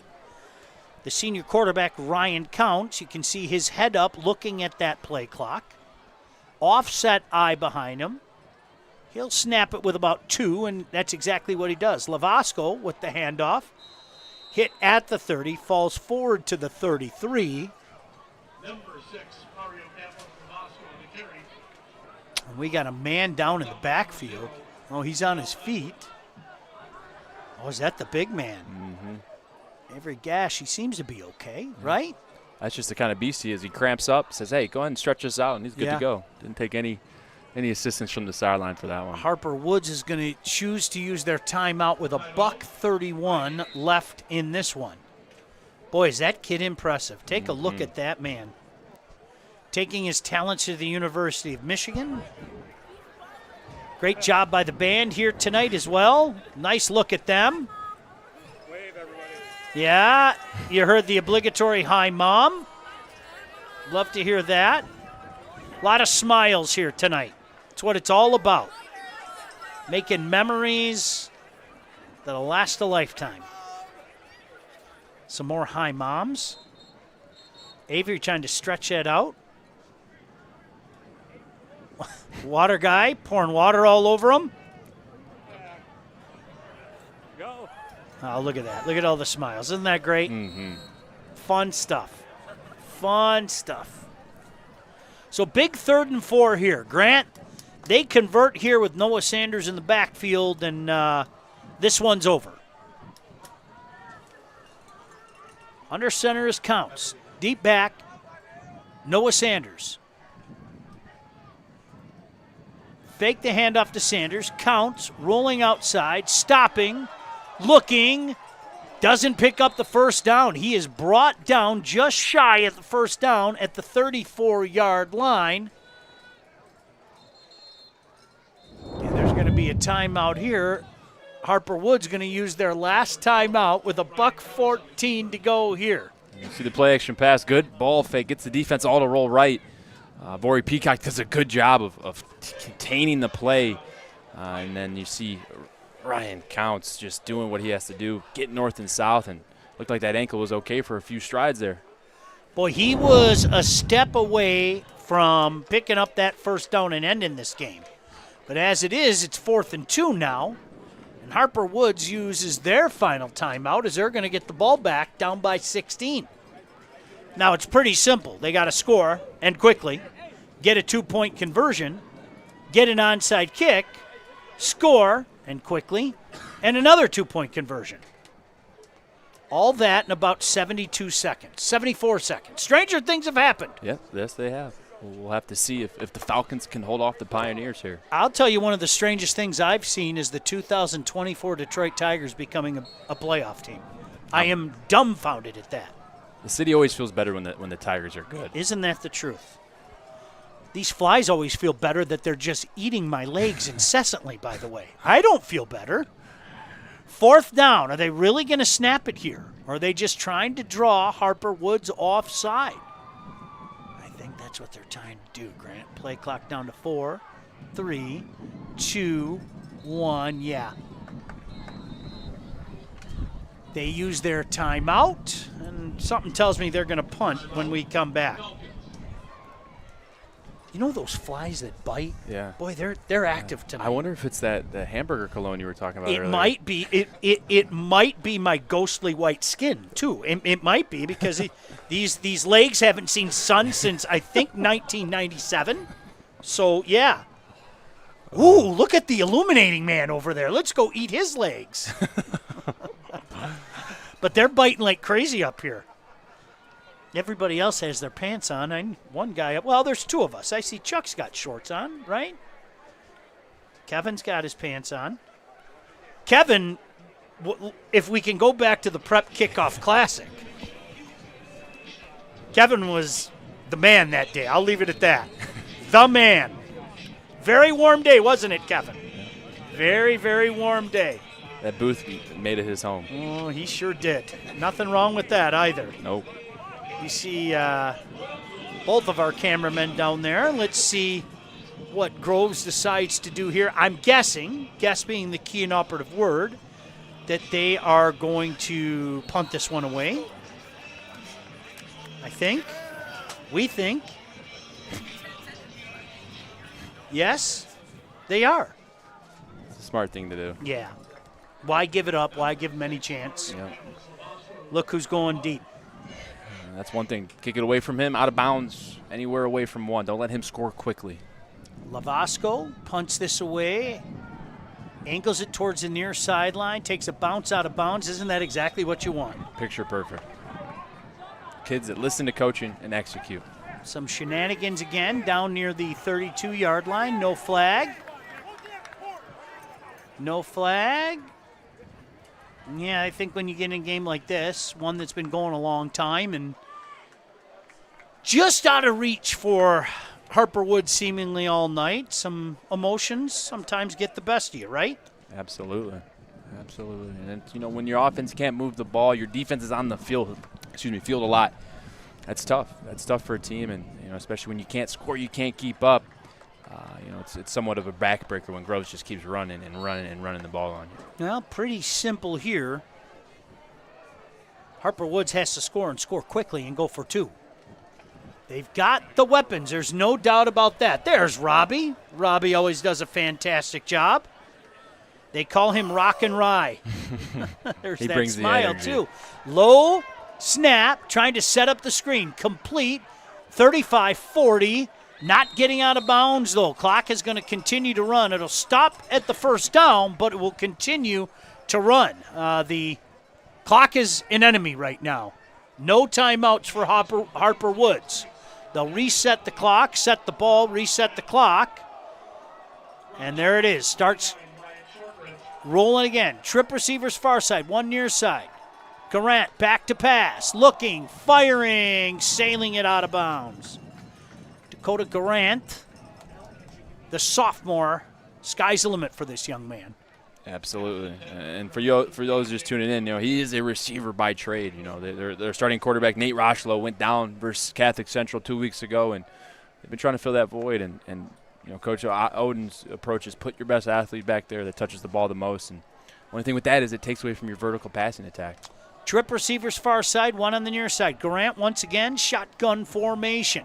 He's going to keep it, stay on the ground, try to foul his blockers into Groves territory, but doesn't pick up the first down. Groves will take that all day because the clock just keeps running. Absolutely. You want to see Harper Woods try to get on this ball quick, have a play set, and just get rolling. 3rd and 2. Inside 30 seconds to go. Trip receivers far side, one near side. Grant back to pass on this 3rd and 2. Looking, firing, completing. Down at the 25, that's going to be a first down. The clock will stop for a moment, and then they'll fire it back up again. Set the ball down. You'll see the back official wave his arm. There it goes. Clock running. 10 seconds left, and he's going to spike this one. So a couple cracks, I'm guessing, Grant. Yeah. Opportunities to make this close. On themselves in the red zone, right on the fringe, within area of Grant's throwing range. Wouldn't be surprised if he tries to target number 7, DeAndre Bidden, the freshman receiver, 6'1". He's got the ability to get around the defense. I expect him to try to give him an opportunity on this play here. Well, they're down to the 25-yard line. The guess is they'll have a couple cracks at the end zone. At least make this one closer. Hey, give them credit, Grant. There was no quit in this team here tonight. No, not an ounce. They kept fighting no matter what that scoreboard showed or what that time revealed. They were fighting throughout this whole game. There's a look at some of the band members. Love hearing Hi Mom. Can you mix in a Hi Dad every now and again? The dads do get left out. Right? They do. Hi, I'm Sean Belegian for Left Out Dads. The next time you find yourself on camera, can you yell, "Hi, Dad"? You know, my daughter actually did that at one of her events when she was younger, and I'm man enough to tell you it teared me up. "Hi, Daddy." And Dakota with a 35-7 lead over Chippewa. How about that? That's part of the fun of Friday nights, isn't it? A lot of scoreboard watching and some of the great games all around the state. Now, Grant, they put 4 seconds on the clock. Now they took 4 seconds off the clock. It's at 9 seconds left. So I think 2 more plays. Grant back to pass. Going to step up in the pocket. He's going to run. He's going to head out of bounds. Now they got 1 play left with 4 seconds left. I can tell you definitively they are not going to score a touchdown. A 2-point conversion, recover an onside kick, score a touchdown, and they get another 2-point conversion in 4 seconds. So Groves is going to win this game. The question is by what score? Let's see if Grant puts it up top. Maybe that quarterback-to-quarterback connection is number 14, Donovan Phillips, lines up. Near side slot. Grant claps his hands, back to pass, looking, firing, intercepting. Intercepting. Boy, he's going to try to make a house call here, isn't he? 40, 50, 40, push down from behind. I think his own man got him right there. We'll have to check a look at this baby. One. Let's take a look at this one. I think the tackler is going to be number 29, the linebacker, Wyatt Shortridge. We'll have to check this out. Because you know right now, Paul Hubbard, 22, is just thinking about the score. Hey, I got some room. I got to beat Dakota Grant. I get around him. And then, he got pushed into him. You're right. Yep. And then Wyatt Shortridge gets pushed into Paul Hubbard for the tackle there to end this game. Pretty cool end of the game. You see the lights blinking a little bit. Now, one of the coolest things you'll see each and every week in high school football, the boys line up and shake hands at the middle of the field. Great battle here tonight. The home team comes away with a 28-12 victory. We'll take a timeout and come back and wrap it up on the State Champs Network and Local 4+.